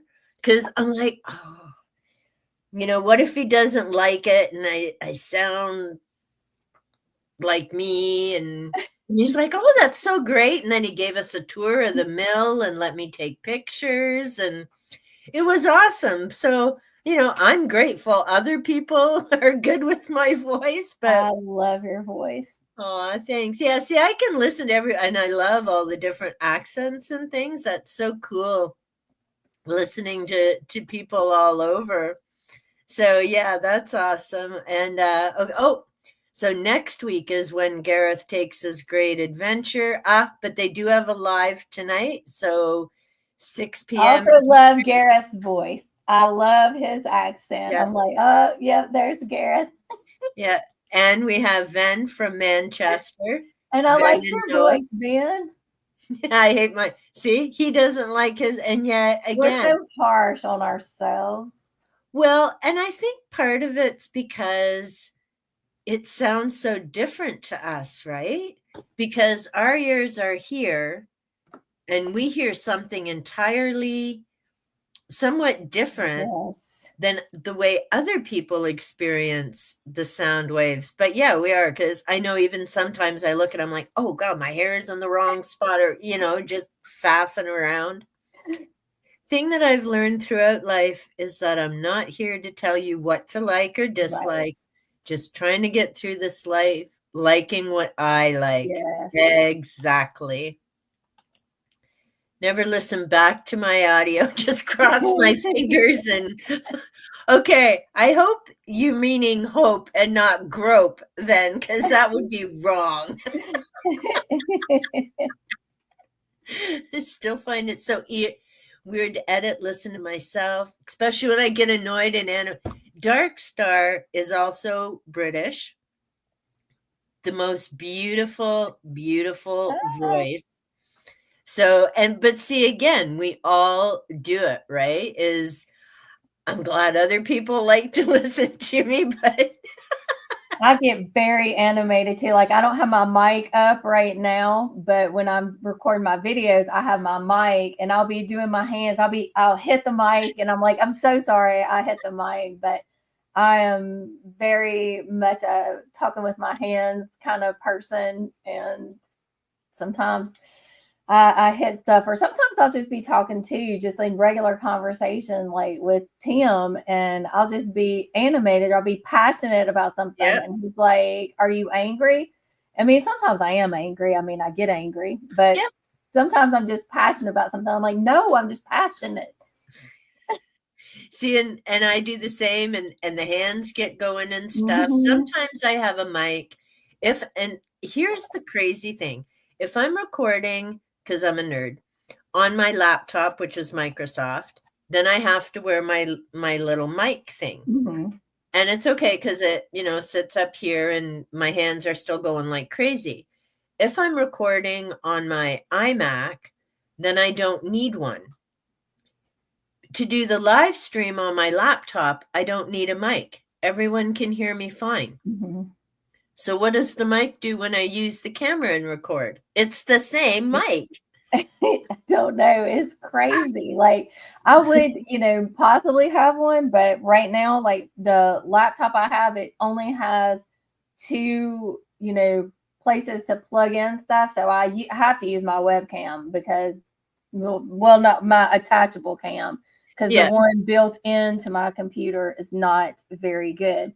But I Mm, also plug into the Ethernet when I'm live because it helps like streaming, and yeah. there's not another slot for a mic. So Yeah, it's getting all those things figured out. And see, I don't have a light. I know a lot of people have a light behind them. When I'm here, I've got my light up here. Hey, Hermie. But other than that, I don't. But Matt has a good question. What do you believe happens when we die? See, I think we go to spirit, and I believe in reincarnation. So for me, dying has never been an issue since I was way, way young. For me, the hard thing is waking up going, oh shit, I got to do this again. Are you kidding me?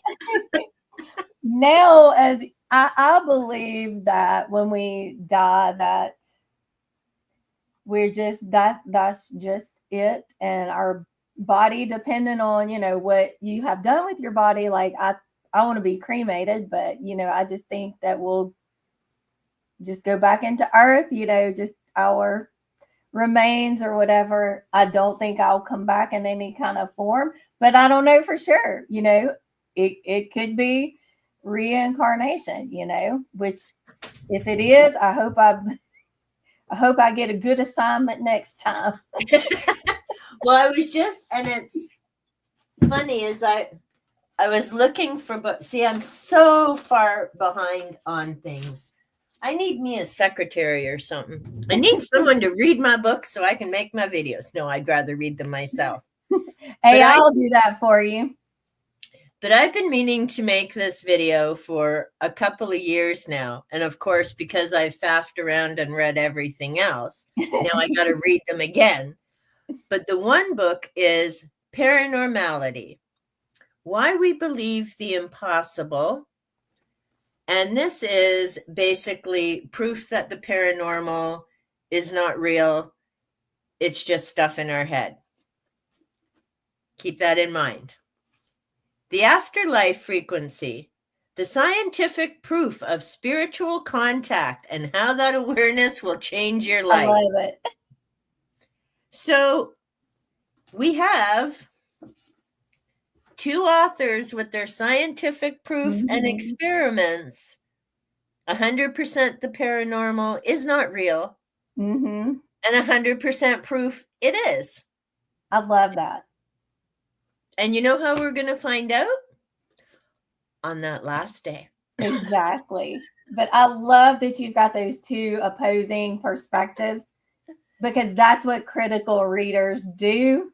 Yes. And we are lacking that so very much. And it's so obvious every single day that people do not read critically, that people take whatever they want to believe and then double down on that, hone in on only those voices, those echo chambers, and they don't read anything else.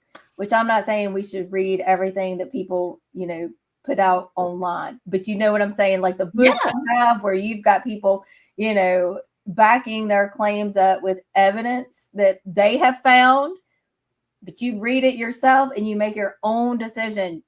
I wish people knew how to do that. Yeah, exactly. Like, if we take it back around to King, I'll get controversial here and talk about it, the infamous sewer scene. People who've never read it, people who've never read anything by King. When I talk about being a fan of King, sometimes people are like, well, what about that sewer scene in it? I'm like, what about it? And they're like, a child orgy. I'm like, you just told me right there that you have not read that book, because that is not what happens. There is something that happens. I won't deny that, but it is not a child orgy. It's not that. Yeah. Now they do, Beverly does be intimate with each of the losers separately. But that had to address it, in my thesis. So I was writing about Beverly. So I met with my advisor and a couple of mentors, and I was like, how do I address this scene? Because, I can't write about Beverly and leave that out. That's a huge gap. Right. So they said, argue for whatever point you want, you feel is there. So I actually argue that as a moment of empowerment for Beverly, where she exercised her agency to bring the losers together, and where she stepped away from everything her father had taught her and made her feel about being a woman. Every bit of fear that her father had instilled in her, of men, she was able to break free from that and make that connection with the losers and to see herself as empowered as a woman instead of all of the stuff that her dad had taught her. So I think that we can kind of think about that when we're thinking about what were we talking about? I just got lost. Reading opposing viewpoints. Yes. Critical thinking. Yeah, critical thinking, and people who are banning books who have never read them, and cannot think for themselves. So, I still think that if you cannot cite the page, like be specific. What's the page number? What's your issue? If you can't say the page number, then you don't get to complain because you obviously didn't read it. Exactly. Ta-ta. Uh-huh. Like, I'm not saying read the whole book. Right. But at least have a clue what you're complaining about. Exactly. And a perfect example, actually, I just have to move my dragons. And this was a happy find at the thrift store that I probably wouldn't have picked up because I wouldn't have been looking for it. Harry Potter, Narnia, and the Lord of the Rings. This is by Richard Abanes. What you need to know about fantasy books and movies. Now, at first, I was leery of this book because it starts out with fantasy can help children see with spiritual eyes. I'll have to find that other part later. But basically, it sounded like he was going to be slamming these three books. On the other hand, he says outright, he does not support book banning. He talks about the importance of reading, critical thinking, making decisions. He talks about the Pullman trilogy. Yeah. He talks about Tolkien and Lewis being friends. They were both Christians. Yeah. Stop putting other stuff on them that does not fit. It was an amazing read. Like, he made a perfect case about critical thinking. If you don't like things, then don't read it. Exactly. But don't keep making assumptions and then passing those assumptions along like you're talking facts when you're not. So, and that's the other reason I like the thrift store is because I come across these titles that, like I say, I wouldn't have been looking for them. See, I have to put my little dragons away. I have to dust before I do my dragon collection video, though. One made a guest appearance. But I mean, again, that's the thing, right? Is you need to have critical thinking. Either talk, like, to me, have the conversation, talk about things, but it doesn't mean you get to decide what I'm going to read. Exactly. I'll listen to your viewpoint, but it doesn't mean I'm going to change my mind. It just means we may agree to disagree. Yeah. And if you're mature adults, that should work.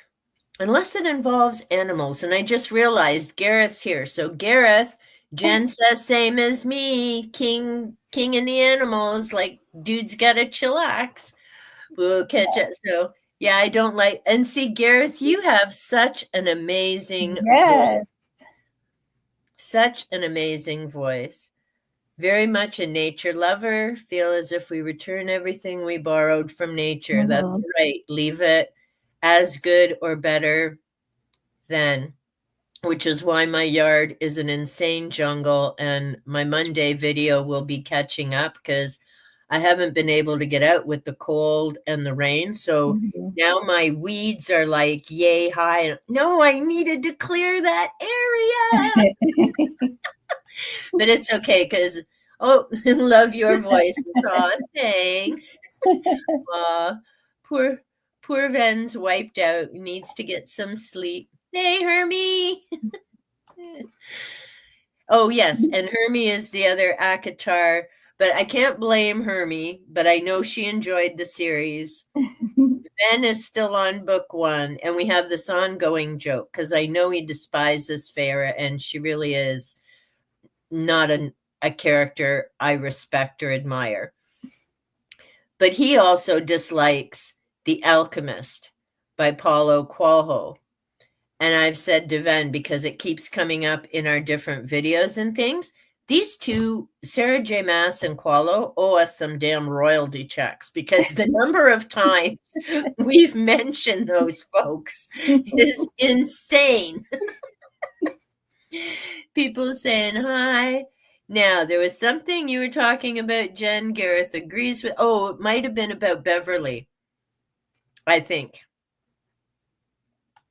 And Lily saying, interesting. Ah, there's the worm. Oh, there's the worm.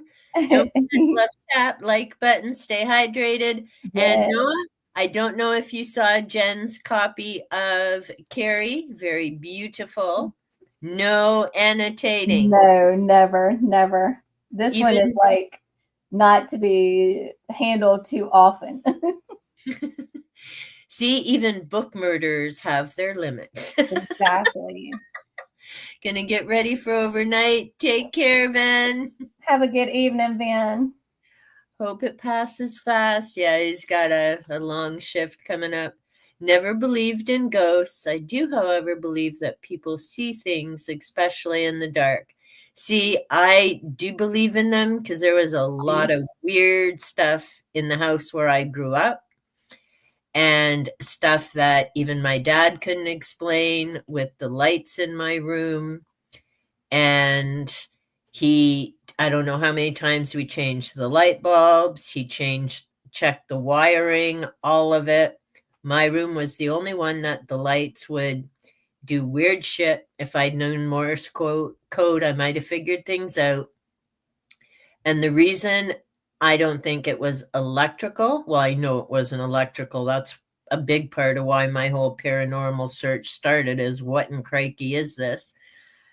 But I'd be in my room and I'd be trying to read, or if I was getting ready to go out and try and do eye makeup, and the thing would be going nuts. And I had a really bad temper as a younger person.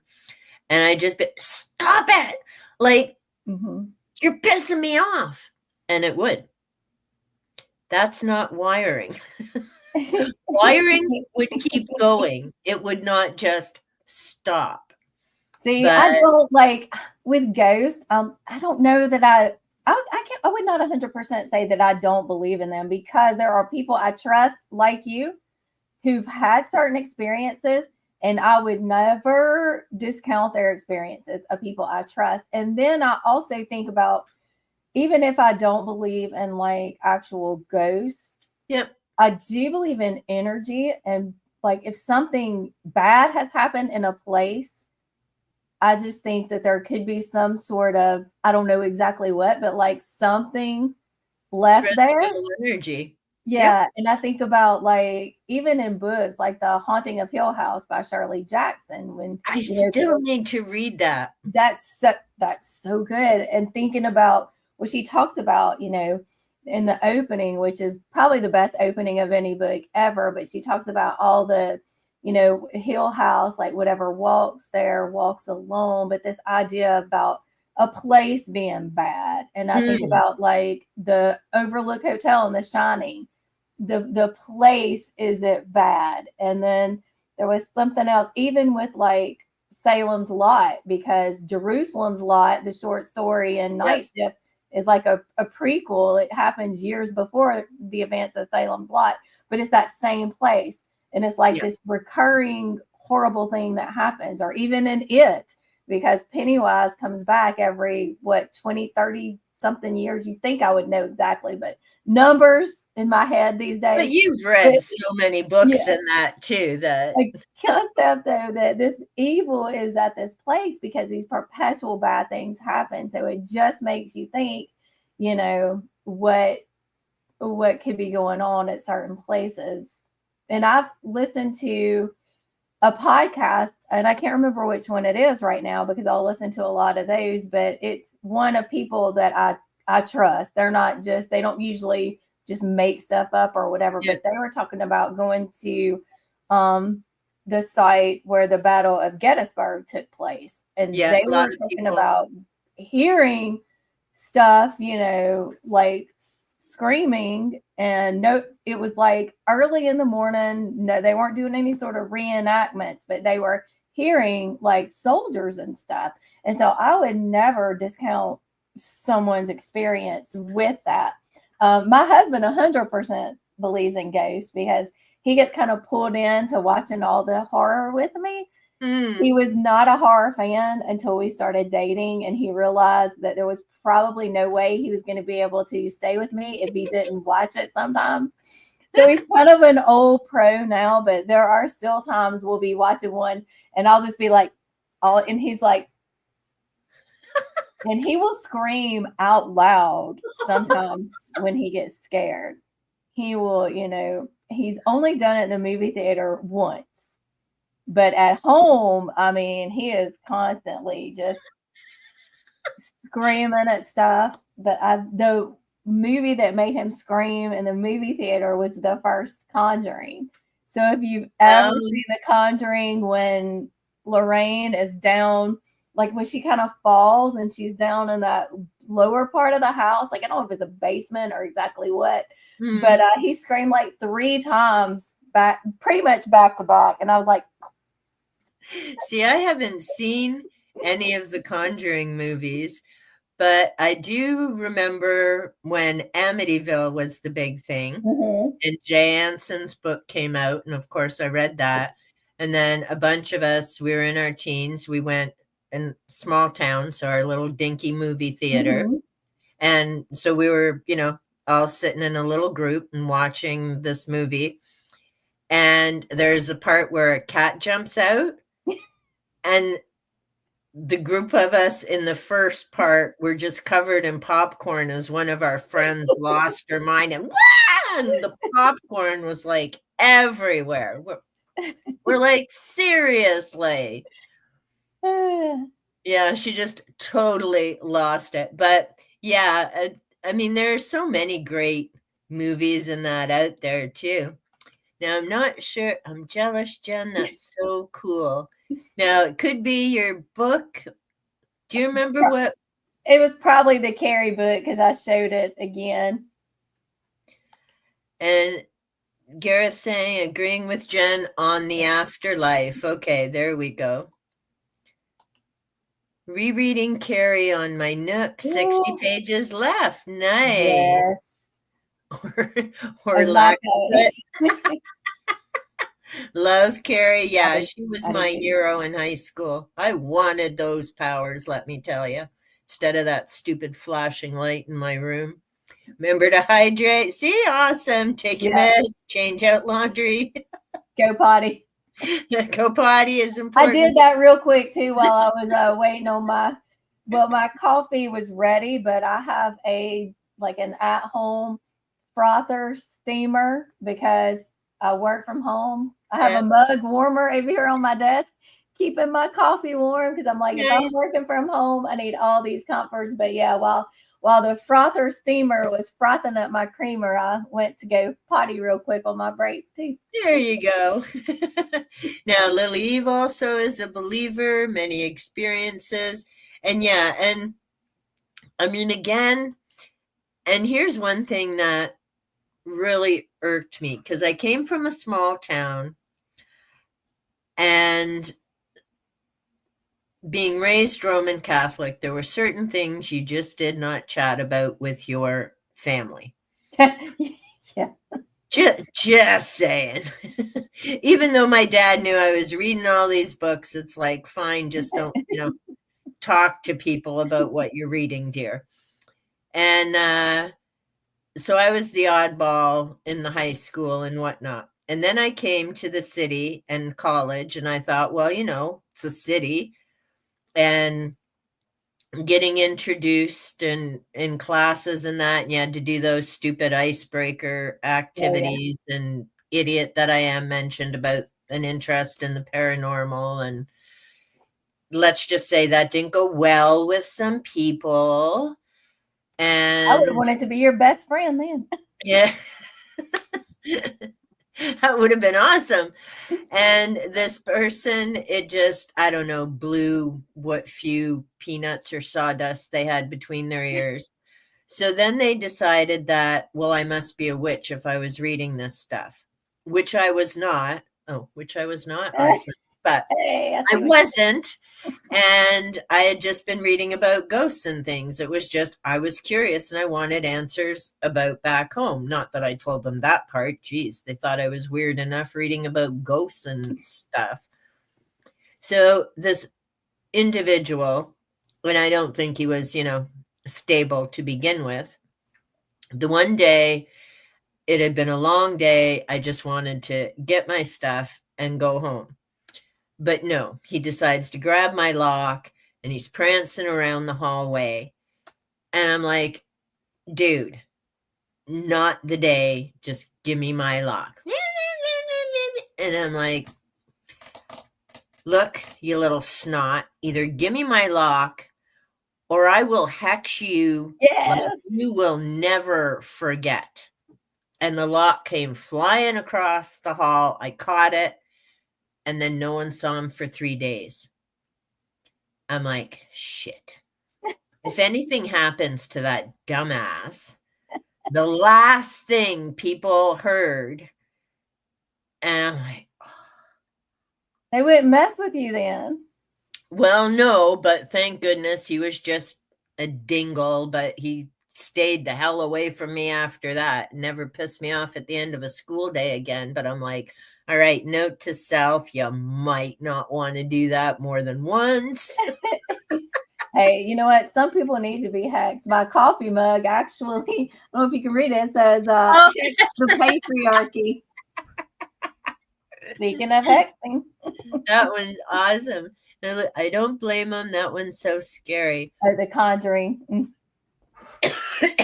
Yeah, I have a lot of issues with that. And not just because of the Warrens, but because of Bathsheba Yes. and the Perrin family. I'm sorry, but there are some big time issues there. I worry about Andrea having been a youth worker, then writing these books and riding the money trail to Bathsheba being a witch, which again, she was not. Her gravesite has been demolished so many times. Just I have issues hey, Alan. with it too, for sure. And then like with the whole idea of witches as evil, like I actually, one of the classes I teach is actually called the Burning Times, and it's a class on the European witch trials. Because I found until they get to that class, most of my students are not even aware of the European witch trials, which doesn't surprise me, coming from the United States, because a lot of people in the United States don't know and don't care about anybody anywhere else, unfortunately. So a lot of times they know just the Salem witch trials. And then I talk about, well, the Salem witch trials wouldn't have happened if it wasn't for the European witch trials, because those same beliefs got brought over here. So I also, and as a person, like I said, I don't well, sometimes I will classify myself as a witch, but I have issues with, movies depicting witches as the bad. Now, I will say one of my favorite movies is Robert Eggers' The Witch, and there are some potential, a witch does some bad stuff in there, but I like the main character, how, spoiler alert for The Witch, she does end up becoming a witch at the end, but it's empowering to me. So see, there's so much more to it. And again, people just go with one thing. And there's the green craft, there's kitchen witches, and a lot of it, of course, had to do with strong women. They were the healers, they were independent. it was a fear-based time, Yeah, and so, someone pissed you off, all you had to say is, "Oh, they're a witch." exactly. And I mean, the test to prove that you weren't killed you. So, I mean, WTF. Right. And the confessions came after Torture. torture, extreme torture, and also like sleep deprivation. Yep. So the people who were accused were going to be hallucinating anyway, because some people, like my students, they'll ask questions like, well, because we'll talk about actual cases where somebody's confession gets very detailed. They're like, Mm. I went to this witch's Sabbath, and this woman was there. She turned into a goat, and it's very like elaborate. And my kids are like, where did they get that? I said, well, for a couple of places, probably. Like, that's the kind of material that was being put out there because of the book, the Malleus Maleficarum, which is Hammer of the Witches. Yep. I Um, actually just got a copy of that. That's yep, one of my reads this year. I have it. And if anybody doesn't know, that's a book put out by Heinrich and Spranger, who were monks, and they outline in that book the existence of witches, how Yeah. witches behave and recruit other people, and then how you're supposed to, hold the trials and executions for witches. But there were all sorts of ridiculous details in there about what witches did, so people would Yeah. have known that. And then when you're going on sleep deprivation and torture, there's no telling what kind of things you'll hallucinate and say. Yeah. So it was a very eye-opening experience for me when I first started reading about it, and I'm happy to be able to talk about it with my students. And then the final class, we talk about why it's relevant today, Hmm. because we're not that far removed from that, unfortunately. Yeah. Agreed. Met George Lutz. Amityville Horror at a horror convention. Gave a Q&A, said they should have never had the house blessed. Hmm. Interesting, and there's so many different takes on that house, and there are, of course, new owners, and there's, at least from what I've understood, there's never been anything else in the house. Yeah. They've said the picture by the Warrens was faked, and yeah, again, there's just so many things. Hey, Alan, as above, so below. Very true. Jen, I studied the witch trials. Oh, yes, history degree. You would. Mm-hmm. Did a unit focused on it. Love that part of history. It's a tough study and read, and it's come up, I mean, with Starhawk and other authors I've read, and it's just wild to think of what those times were like. And that there are some people who still have a sticker on my Bujo didn't burn witches, they burned women and children and And men and men. Mm-hmm. Christians. Yeah. There's a book, and I, again, because my Da Vinci spiral goes everywhere, a book that I had years ago. It's about the Cathars, and it's one of the final times when they had them surrounded, and it's one of the most disgusting lines I've ever heard, because there were many people supporting the Cathars, and including Christians, Catholics, all in this community. And whichever priest, bishop decided that was that, he's like, and people are saying, well, no, there's others. Hey, Luna, thanks for coming by and booping the like. And, this person saying, well, we can't. There are some of our own people in there.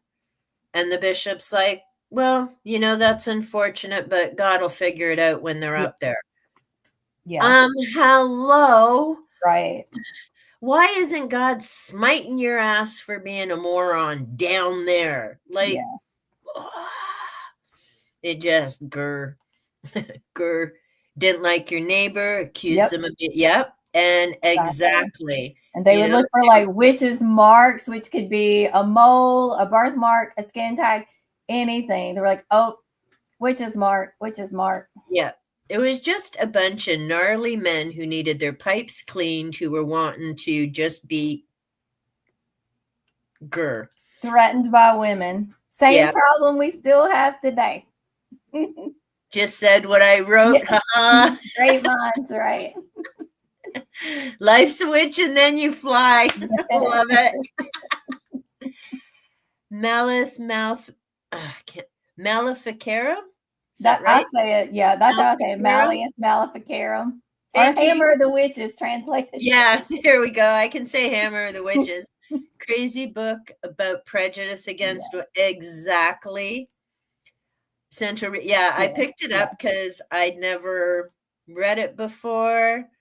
Nice to meet you, Jen. That's Nice Alan. to meet you.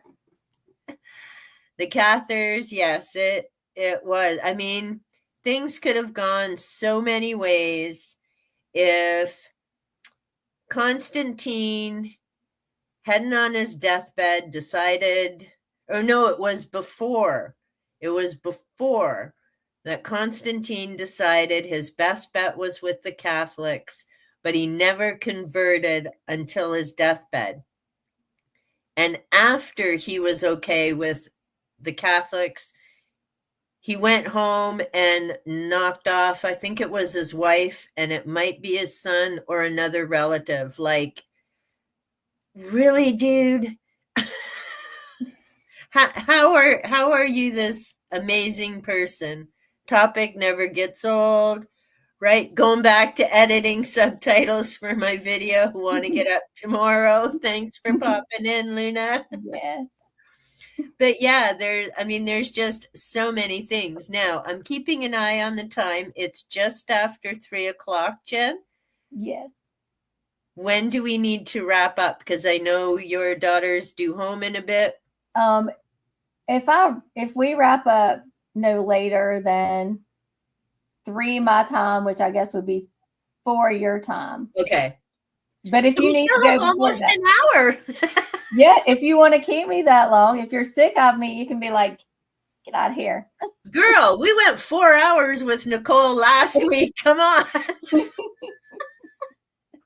And didn't even realize Nicole was so cute because I'm like, Nicole, I think we need to wrap up. And she's like, well, I'm like, we've been on 4 hours. And she's like, what? Sometimes though, when you just get talking, you don't really, if I don't feel like we've been here for 2 hours. It does feels like I've just, been sitting for a few minutes chatting with my friends. And see, that's the beauty of it, right? And it's funny now I laugh because I did have my 10 questions for booktubers. I think I've gotten through it once only because Ven's, after his third time, he's like, right, we still haven't gotten through this. And I'm like, hey, I'm batting 100. I've never gotten through the 10 questions with anybody. Wonder if we could do it in an hour. I don't know what are your questions? I don't know. They're somewhere. I'm not that organized anymore. Oh, wait. Do I have it in my live stream file? No, I don't. I do have a question for you. Do you have a favorite King novel? Oh, it's so hard. It is.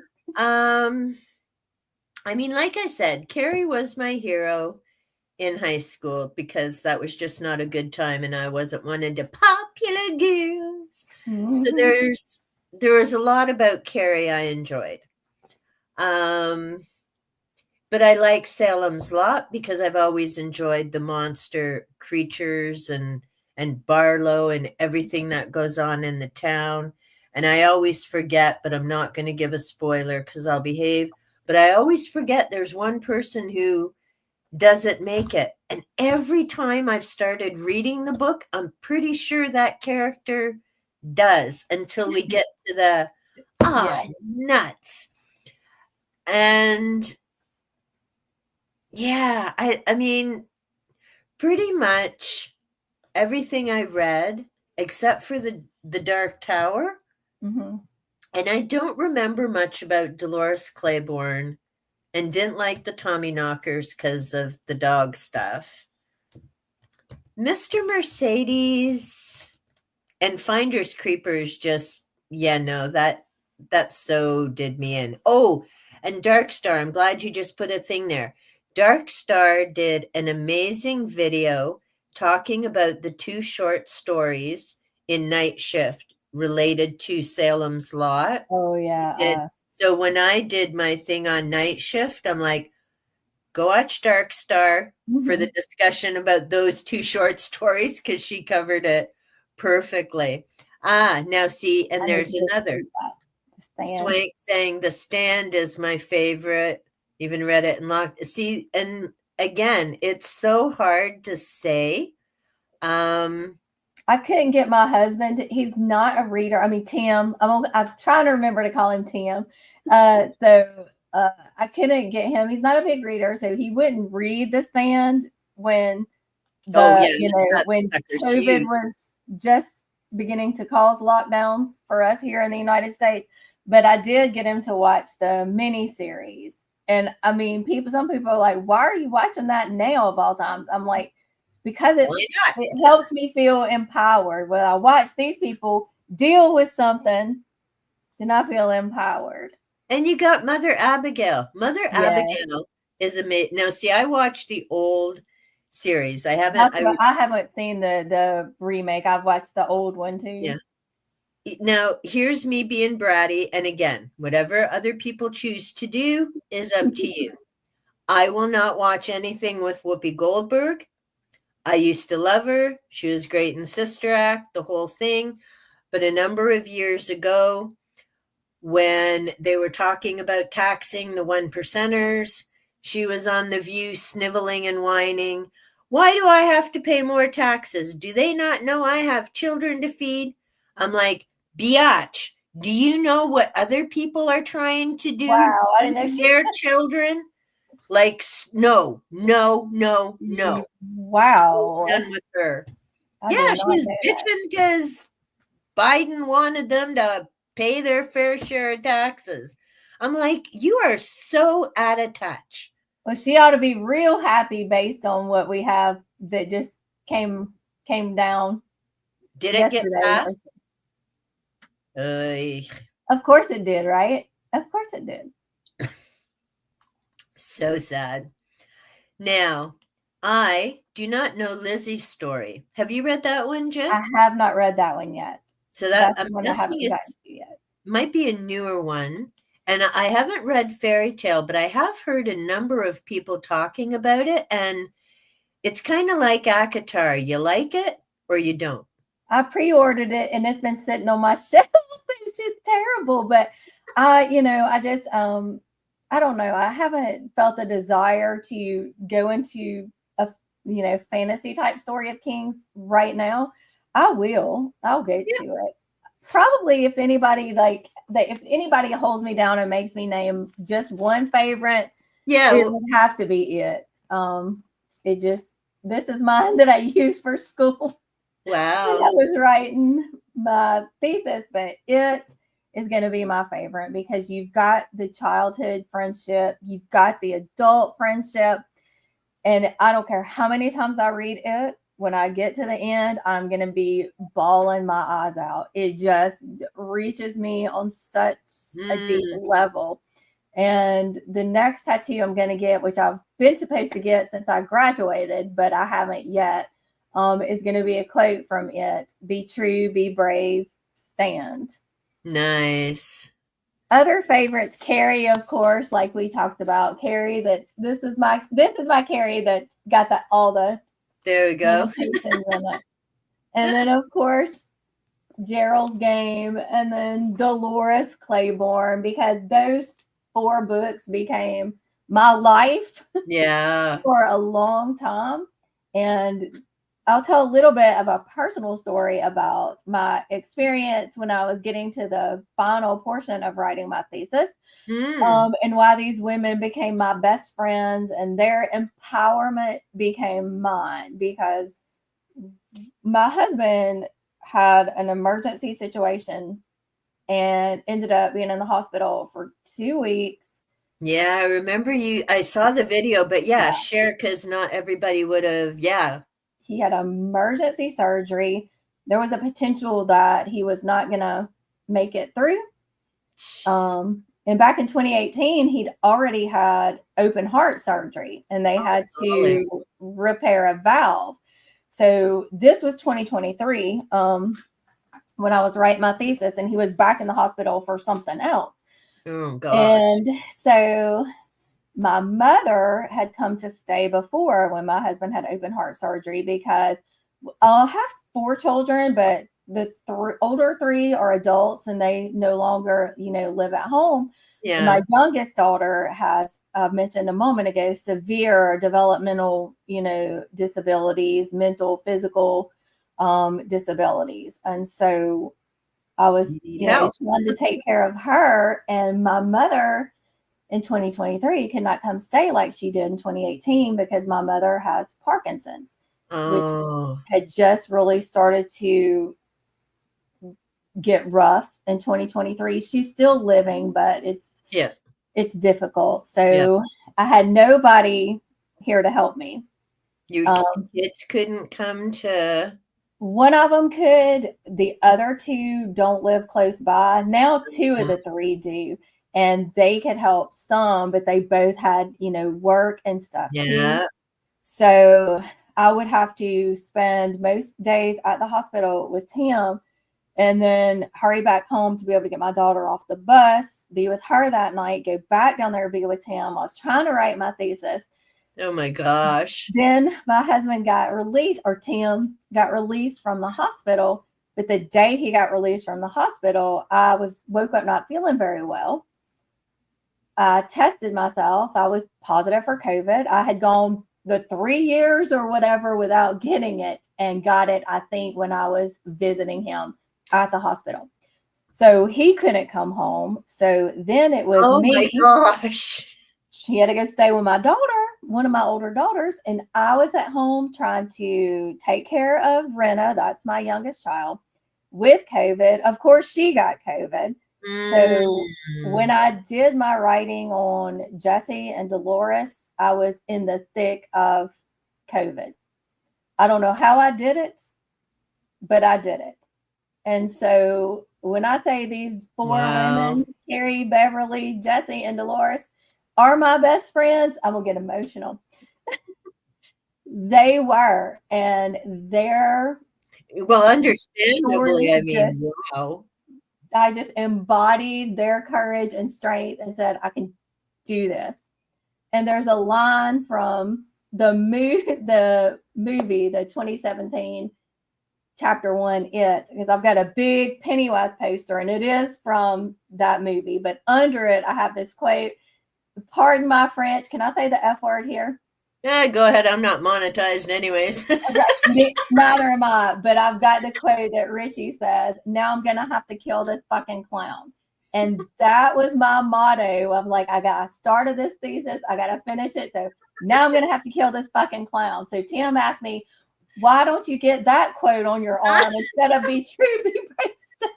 I said, because I think be true, be brave, stand would mean a lot more to me than now I'm going to have to kill this fucking clown. I said, but maybe I'll get the be true, be brave, stand like on my arm, and I'll get somewhere where not everybody can see. Now I'm going to have to kill this fucking clown. So that's in a synopsis story of why these women in these 4 books mean so very much to me. Well, and it makes perfect sense. And I remember you shared that on your video as well. And I'm like, yeah, totally understandable. Like just a whole crap ton of everything at once. It And was. and maybe in hindsight, thank goodness you picked those 4 women to do your thesis on Yes. instead of, something else. Yep. Because my The advisor, universe when he works in first, funny yeah, ways. he talked to me about, why, thinking about why I love the horror genre and why I'm most drawn to feminist theory. But I initially wanted to write about a woman author's characters because I felt like I'm writing from a feminist lens. I need to use a woman. And he asked me, he talked to me about my trip to Bangor. And he said, so since you're a big Stephen King fan, And you, like, when you're writing a thesis, you got to find what they call like the gap in the research. So you're not just saying exactly what someone else has said. So he Yeah. said, I think you could approach the King angle with an argument, a counter argument against people who say that he doesn't write strong women, or Mm. people who criticize his women characters. So that kind of gave me that angle, that gap to respond to those critics, and to make, make the case for Beverly, Carrie, Jesse, and Dolores. Yeah. Yeah, it totally makes sense. And see, for me, I mean, it was when I was growing up, it was King and Kuntz and McDowell, Mhm. John Wyndham, Robert Heinlein. So even then, I was reading all kinds of stuff: science fiction, horror, um, outside of the box. So ghost stories, anything with the paranormal. And then, it was after that things like the Amityville and those Mhm. stories started coming out. So for me to try and pick a King book is impossible because it was reading and all of that that got me through my childhood and my teen years. I mean, I'm lucky because I was raised by my dad, and thank goodness, he thought reading was important and education was important. And so I always had books. And then the one thing I will give my stepmother credit for, because she arrived when I was 10, is got a library card, and I was like getting books like crazy. So for me, any of those books are basically the reason I'm still sitting here doing this live stream, because if not for books, I'd have checked out a long time ago, but it's that being able to get into a book and have that break, whether it's, I mean, kids used to laugh at me. We'd get back to school after the summer break, which here is July and August. And so in September, you're back in school, and everyone's like, oh, where'd you go? Where'd you go? And I'm like, oh, I was in Egypt. And then I went Yeah. to um, Peru for a while, and I hopped over to Brazil. And then I traveled over to the Scottish Highlands. And they're like, how did you do that in the summer? I'm like, on my back deck. Yes, exactly. Books. That, No that is line. making me emotional too, because of the way you said that books got you through and that you might not be here without them.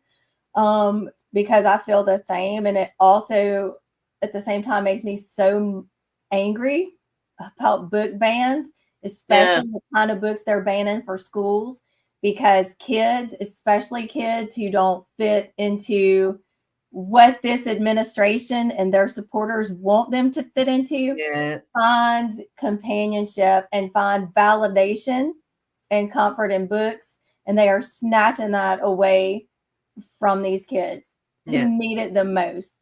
It makes me so angry. yeah. Well, and the thing is, I mean, you can hope for the best. You got to focus on the bright lights, because heavens knows there's more bright lights than there aren't. The problem is it's the dim bulbs that are getting the media and other attention.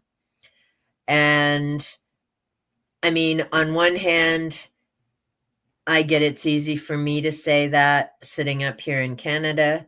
We've got our own lunatic fringe, but it's not quite to the extent of Yeah. elsewhere, shall But we we're say? able to defeat yours, which was encouraging. Well, well, Uh-oh. No, no, no.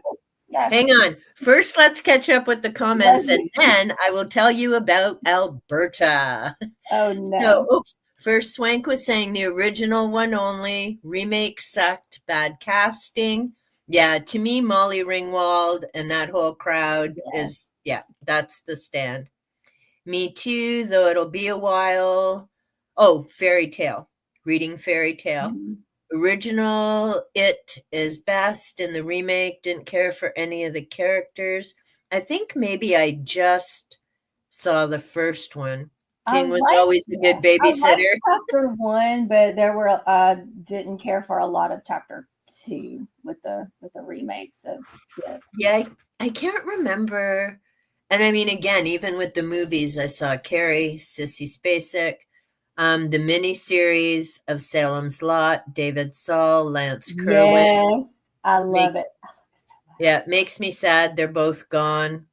And Lance wasn't even that old, and it was just a few years ago they were both gone. The Shining with Jack Nicholson. See, and it was, oh, then there was Firestarter. Yeah, the original with Drew Barrymore. Well, I didn't see the movie, and I know I read the book, but I can't Mhm. remember it, which is bizarre because I remember Carrie, Salem's Lot, The Shining, Christine, Firestarter. Obviously, it didn't impress me much. I want Um, to reread that one because I did like in my thesis, you might have noticed the different ages because I approached it like the multi generational connection because you had Beverly. I touched on her as an adult, but my main focus was Beverly as a preteen, and then mm, Carrie as a teen, Jesse as a young or sort of middle adult, and then Dolores as your older yeah, adult. But I could have put Charlie in there from Firestarter, but she didn't call to me as much. right. Also Rose Matter from Rose Matter, I could have included her, but I just I didn't want to have to spend a lot of time in Rose Matter because I don't know, I don't want to give spoilers, but the opening chapter, make sure if you haven't read Rose Matter and you want to go into Rose Matter, make sure you check that content warning Yeah. for the beginning of Rose Matter because it is absolutely brutal. Not that the Mm, stuff that happens to the other women in these stories isn't, but Rose Matter really is graphic. very, very, very graphic and horrifying at the beginning. Mm, yeah, so that's good to know. Okay, so our nuts in Alberta. And I'm sorry if anyone from Alberta is watching this on rewatch. They're not all nuts. I just started saying it that way. So here's what's shaken up in Canada. We have the premier in Alberta. I can't think of her name partly because I choose to keep flushing it out of my head. So the leader of our premiers is Doug Ford because each year they pick one from the group. Mhm. And this year it's Doug Ford from my province in Ontario. But the one from Alberta decided, well, she doesn't care. And instead of just leaving things to Ford, she went down to Mar-a-Lago or wherever to go chat with her boy toy, Captain Makeup. Well, I don't know if she actually saw him, but she went to do a Ben Shapiro podcast and other stuff. Yeah, Ew. exactly. Ew. That gives you a clue Yeah, about them, yeah. right? So, yes, we did. And see, our election is very different. We do not vote for the prime minister. And I would really wish our media could clarify that because I could understand watching the elections why people think we do because they kept Yeah, talking about the I do. leaders. We don't. Okay. The only people who voted for Carney were in Carney's district. The people who didn't vote for Polyev were in Polyev's district of Carleton, which, by the way, he had won for the last 20 years. So the fact that the people who voted for him for 20 years said, nerds to you, should tell people with a Right. brain something. Yeah. And then the other leaders, same thing. They have a specific area that they have to win to have a seat in our parliament. The exception, well, yeah, Bloc Québécois are solely in Quebec. So they will never be the leaders of the government because there are no parliament seats outside of that province. And they need, I think it's 172 for a majority, which the Bloc will never have. So they kind of work with whoever is either the majority or Mhm. close to the majority. So clarifying that we don't pick, and I hate it when stupid Canadians are leaving comments. Well, you voted for Carney. No, the only people who voted, and whether it was Trudeau, Carney, whoever, it's like, were you out smoking dope when you were supposed to be in civics class learning how our government works? There is only one group of people who could vote for them. So the prime minister is the leader of the party with the majority of seats across the entire country, the provinces and the territories. So they have to have seats all over the place. So Poilievre lost his seat in Carleton, meaning he doesn't have a seat to go back to in Ottawa, but he is the leader of the party. So that's a titch of a conundrum, because he needs to have a seat in a riding to continue as party leader. So now one of his people has to step aside so that he can run in their riding and hope that those people vote him in. Because if he loses there, he still can't be party leader. Now, here's where it gets funny, and I can't believe no one else has figured this out yet. So, this one who is the bootlicker and not following things and went down and then came back because I will not be silenced.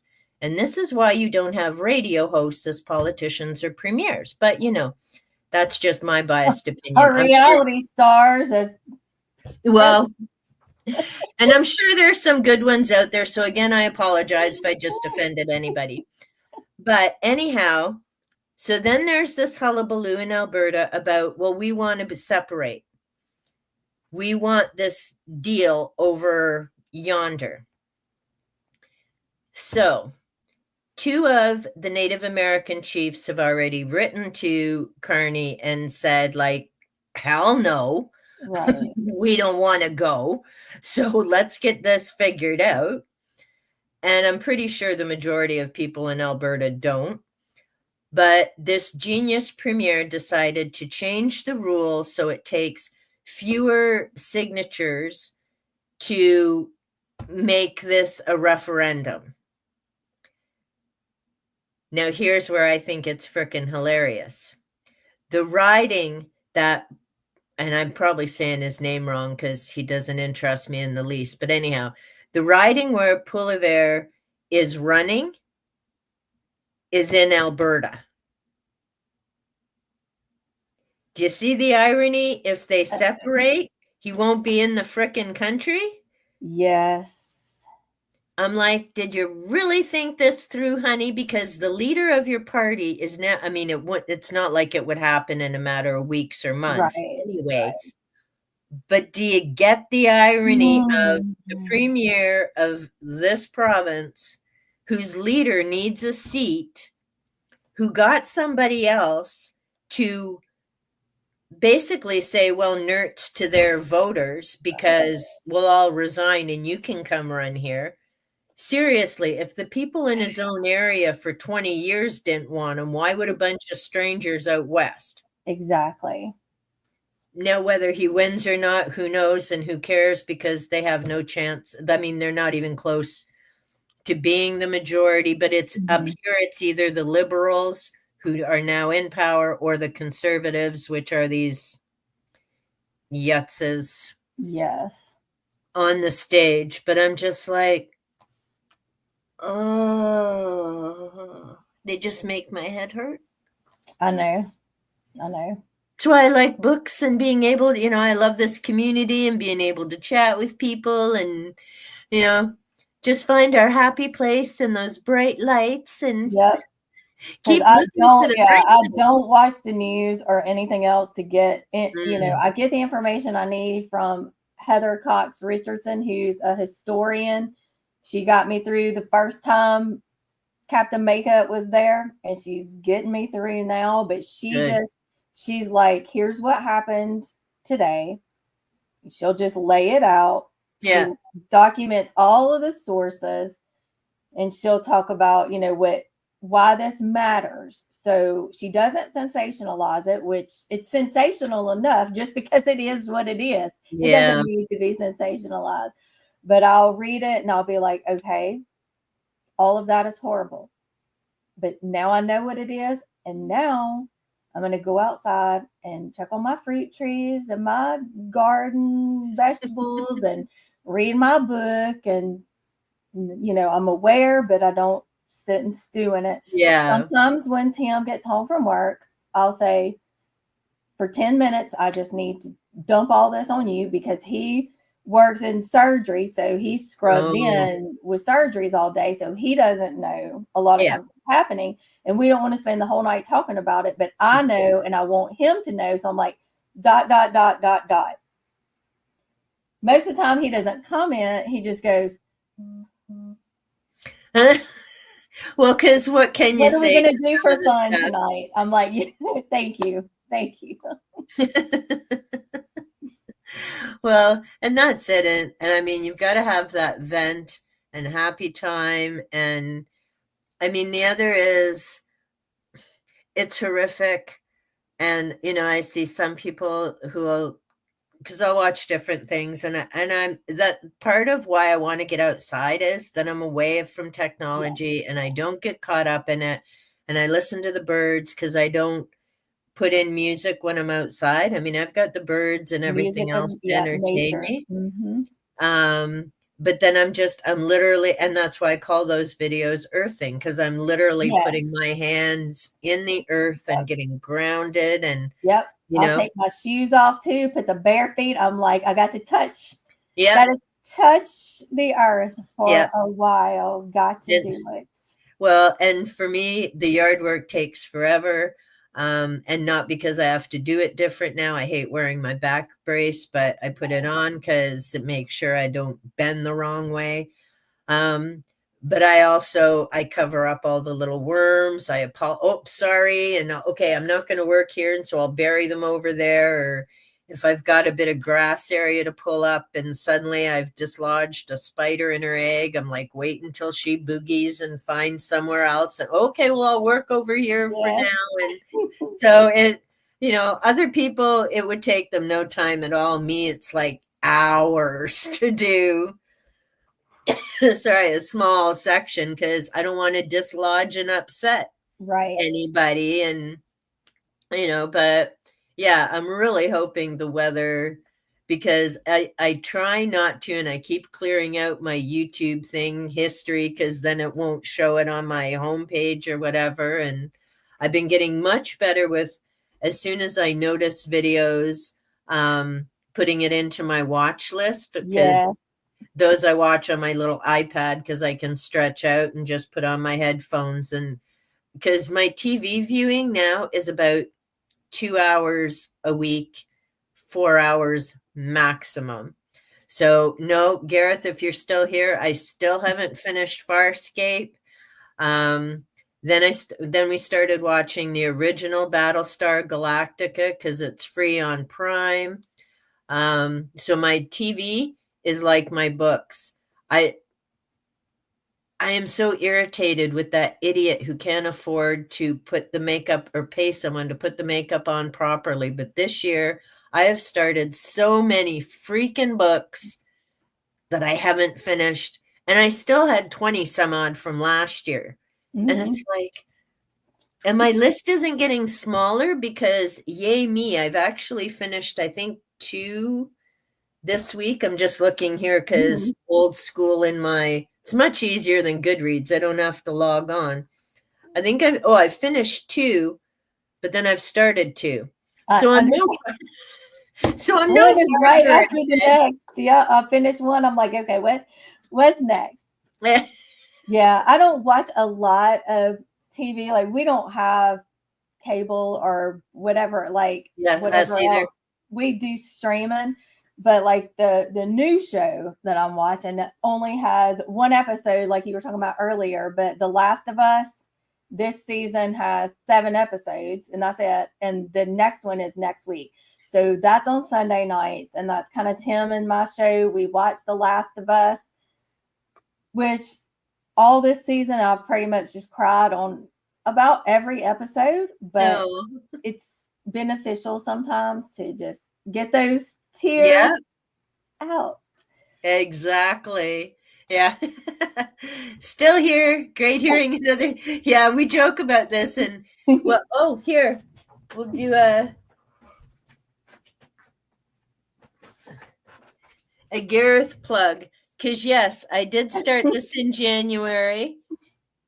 No, I'm not even close to finished, but Gareth is not coming on until July when we'll be talking about the Brown Yelp Gang and the 10 stories, 10 tales of transformation. So, yay, my book. See, I plug your book more than you do. Dude, you got to show this on your channel. How will people know? Wait, Gareth has a book? Gareth has many books. You can find him on Amazon. Well, I will Gareth be finding Howells. him. You can find him on Amazon. Okay. And yes, for people who are anti-Amazon, I'm sorry, Bezos is not my pal, but it is the only way I can get indie authors Yeah. and delivered to my door. And you know what? They are printed here in Bolton, Ontario. So I'm employing Amazon people in Ontario for printing and delivery. Yep. So yes, I stay with Amazon. And yes, Gareth, how many books do you have? I know you have several, and so I have these two, and I love, see, the cover is a rock band. It's a rock and roll band who play out in the galaxy. There's all types of shenanigans and adventure. And when I start reading it, it makes me think of Prism, Spaceship Superstar. Every time I look at this book or pick it up, I start hearing Prism singing that song. Could be a band before your time. But, oh yeah, and oh, I'll have to put it there for right now. And Gareth also gave me permission to read his book, so I need to get to that. So yes, he has 2 novels, 1 short story collection, and 3 poetry books. Well, I'll be checking that out. I have Amazon also, like you said. I'm not a fan of Bezos, but I mean, it is sometimes the only way. And I do use Kindle Unlimited because sometimes you can't find, especially like you said, indie authors in certain other places. And I still use Amazon Prime, and I do watch movies or TV series on it sometimes. Yep. I do what I can. Like I've gone and actively participated in one protest. I haven't been able to make it to any others yet, but I plan to. And then Yep. I'm also fortunate because where I teach online, it is not a public school. I'm an independent educator, and I use the OutSchool platform, and they are intentional about diversity, equity, and inclusion, and being a safe space for everyone. So that's how I get to teach. We actually get to design and create our own courses and then teach them. So I also have a YA horror book club on OutSchool that's going to be starting in August. So I'm really excited to dive in with them, with the high schoolers and talk about some horror, but heavy and important topics.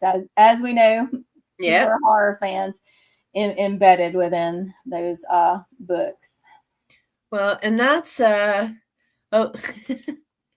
Brown Yelp Gang's my favorite, but not everyone likes humor in novels. See, I've enjoyed the start of it, and one of the characters does remind me of a character from Farscape, which both Gareth and I enjoy.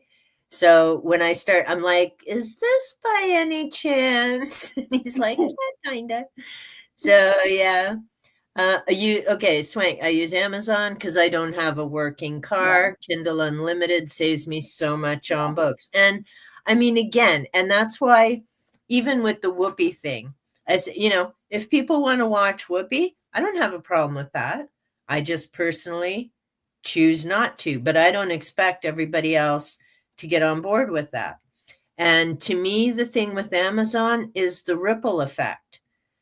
If I don't use Amazon, then there's people up here losing their job, Yeah. whether it's delivery or printing the books or whatever, it spirals out. Yeah. So I'm going to hurt people up here, and Bezos isn't going to notice. No, he's not. Like, and again, if I want to get indie authors, that's where I can find them, and yeah, I think we all have to pick and choose what we do and support how we can, but then don't get all gnarly when someone doesn't do it the same way. I mean, the other thing is Disney Plus. It makes me sad. I will never see Loki or, hey, Cliff. I'll never see Loki or some of the other MCU shows, but I refuse to watch Disney Plus because they decided to make a victim of Johnny Depp, who was the victim, but continued to let Amber Heard be in Aquaman 2. No, I'm sorry. Not acceptable. So I won't have Disney Plus. Do I think everybody else should stop using Disney Plus? No. Do you enjoy Aquaman 2? Great. I don't care about the Aquaman movies, but I enjoy Jason Momoa. I'll say that. There you go. Well, he's an Aquaman. Yes. More eye candy. Yeah.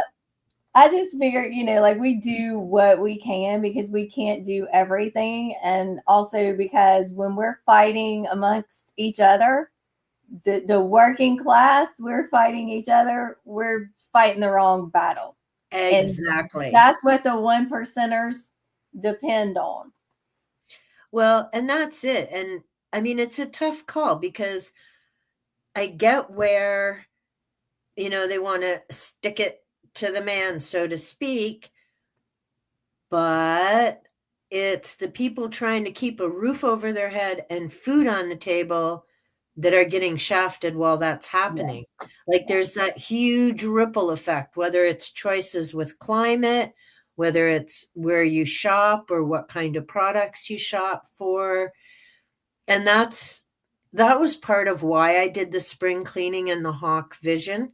Mm-hmm. With Sheena and Isis, is sometimes people get like this. Yeah. And I understand it. You're irate. You want to do something. I get it. But there's that Hawk vision of if you only act from here, what about the person who's standing right here? It's and that's not to say, like I said, I agree. Matt, I think, had said it before too. I get through my day the best way I can. I know I can't save everybody. I know I can't fix everything. It doesn't mean I don't get agitated or wound for sound. I mean, Bob and I have been together for 37 years for a reason. We're both high maintenance, just different ways. But it works. Exactly. So, and this is what frustrates me sometimes is people get irritated with me when I say something because they assume I'm talking about, well, other people should think this way. Right. They don't stop to think, I'm not, now let's see if I can say this without saying it the wrong way. I'm not going to be offended if you do something different, unless it involves an animal, and then I'll kick your ass into your next life if you think you have one. But beyond that, so there are some limits, let's put it that way. But so, for example, like whether it's watching a movie or a streaming channel, whatever, just because I don't do it doesn't mean I expect everyone to get on board with that. Or just because I dislike a book, it doesn't mean I don't think you should read it. You might love it. It just wasn't for me. It either didn't have the topic or the viewpoint. but other people read it. See if maybe you like it. There's maybe something in there you pick up. I mean, to be honest, that's why I'm doing Akatar again. I Mm-hmm. know there's a ton of layers in there, and I already know that now I can count how many pages I could skip, because I know in the one book there was 10 pages. I'm like, dude, no one's got that much energy. 10 pages? Are you freaking kidding me? But there's layers to it, and the only way Mhm. I'm going to figure out those is to read it again, but this time I'm reading it with a group of people to talk about all the different things. Yeah, So, it's about the conversation, as it is. Gareth says.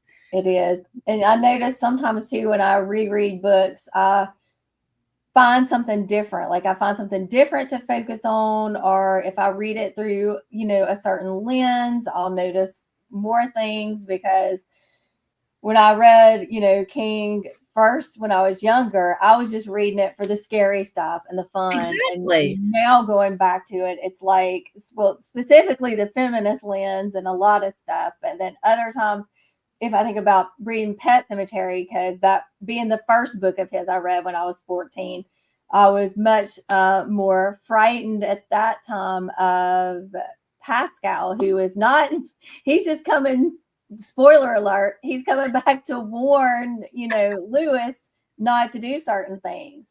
But as an adult, I found him comforting and important. And I'm like, would you just listen? Would you just listen to this ghost? And I was much more traumatized after becoming a parent with what happened to Gage. Yeah. So, kind of see even those books you're familiar with, reading them at different times. Or there have been books I didn't care about, didn't like when I first read, and for some reason tried again. And then I love them because I read Wuthering Heights in high school and I hated it. Then I reread it as an adult, and now it's one of my favorite classics because Yeah. sometimes you just got to go at things with a different perspective. Yeah, well, and the life experience, so like you said, the change with having your son.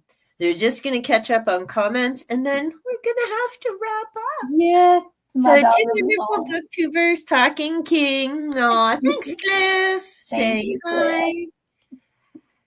hi. Swank, Aquaman, always my favorite DC character. Talk to Whale. See, I didn't really read comics, I didn't so either. it's mainly through the movies I know them.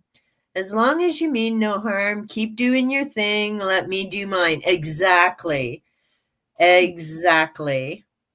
So yeah, it's thanks, Gareth. It was lovely Thank having you. everyone here to join us. And thank you so much, Jen, for joining me. Thank And you, Elaine. be sure to check out Jen's channel if you haven't already. She's got wonderful content. And yeah, hey, Wanda, we had someone lurking. Wanda Wonders. Oh, Aw, thank thanks. you, Wanda. I like your name, Wanda Wonders. I'm big on alliteration. I taught a poetry class this morning, so Oh, we always talk nice. about alliteration. So I like that. That's why I got literary love because you got this, I get the sounds together. There we go. And so Swank watched the original cartoons of Super I did Friends. too. I did Nice. too. It was like a Saturday morning cartoon. Well, see, we did manage to mostly stay on track with Stephen King. We did. We did. We brought him up. He managed to sneak his way in. Oh, hey, and I think we still have to. You're part of the Jack Skeleton trivia group, right? I am. I Gotta get. am. All right, we'll Yes, have to get yes, that planned for the fall. I know Gareth definitely and Nicole. yes. So thank you everyone for joining us. Much appreciated. Thank you. And we're going to say bye. And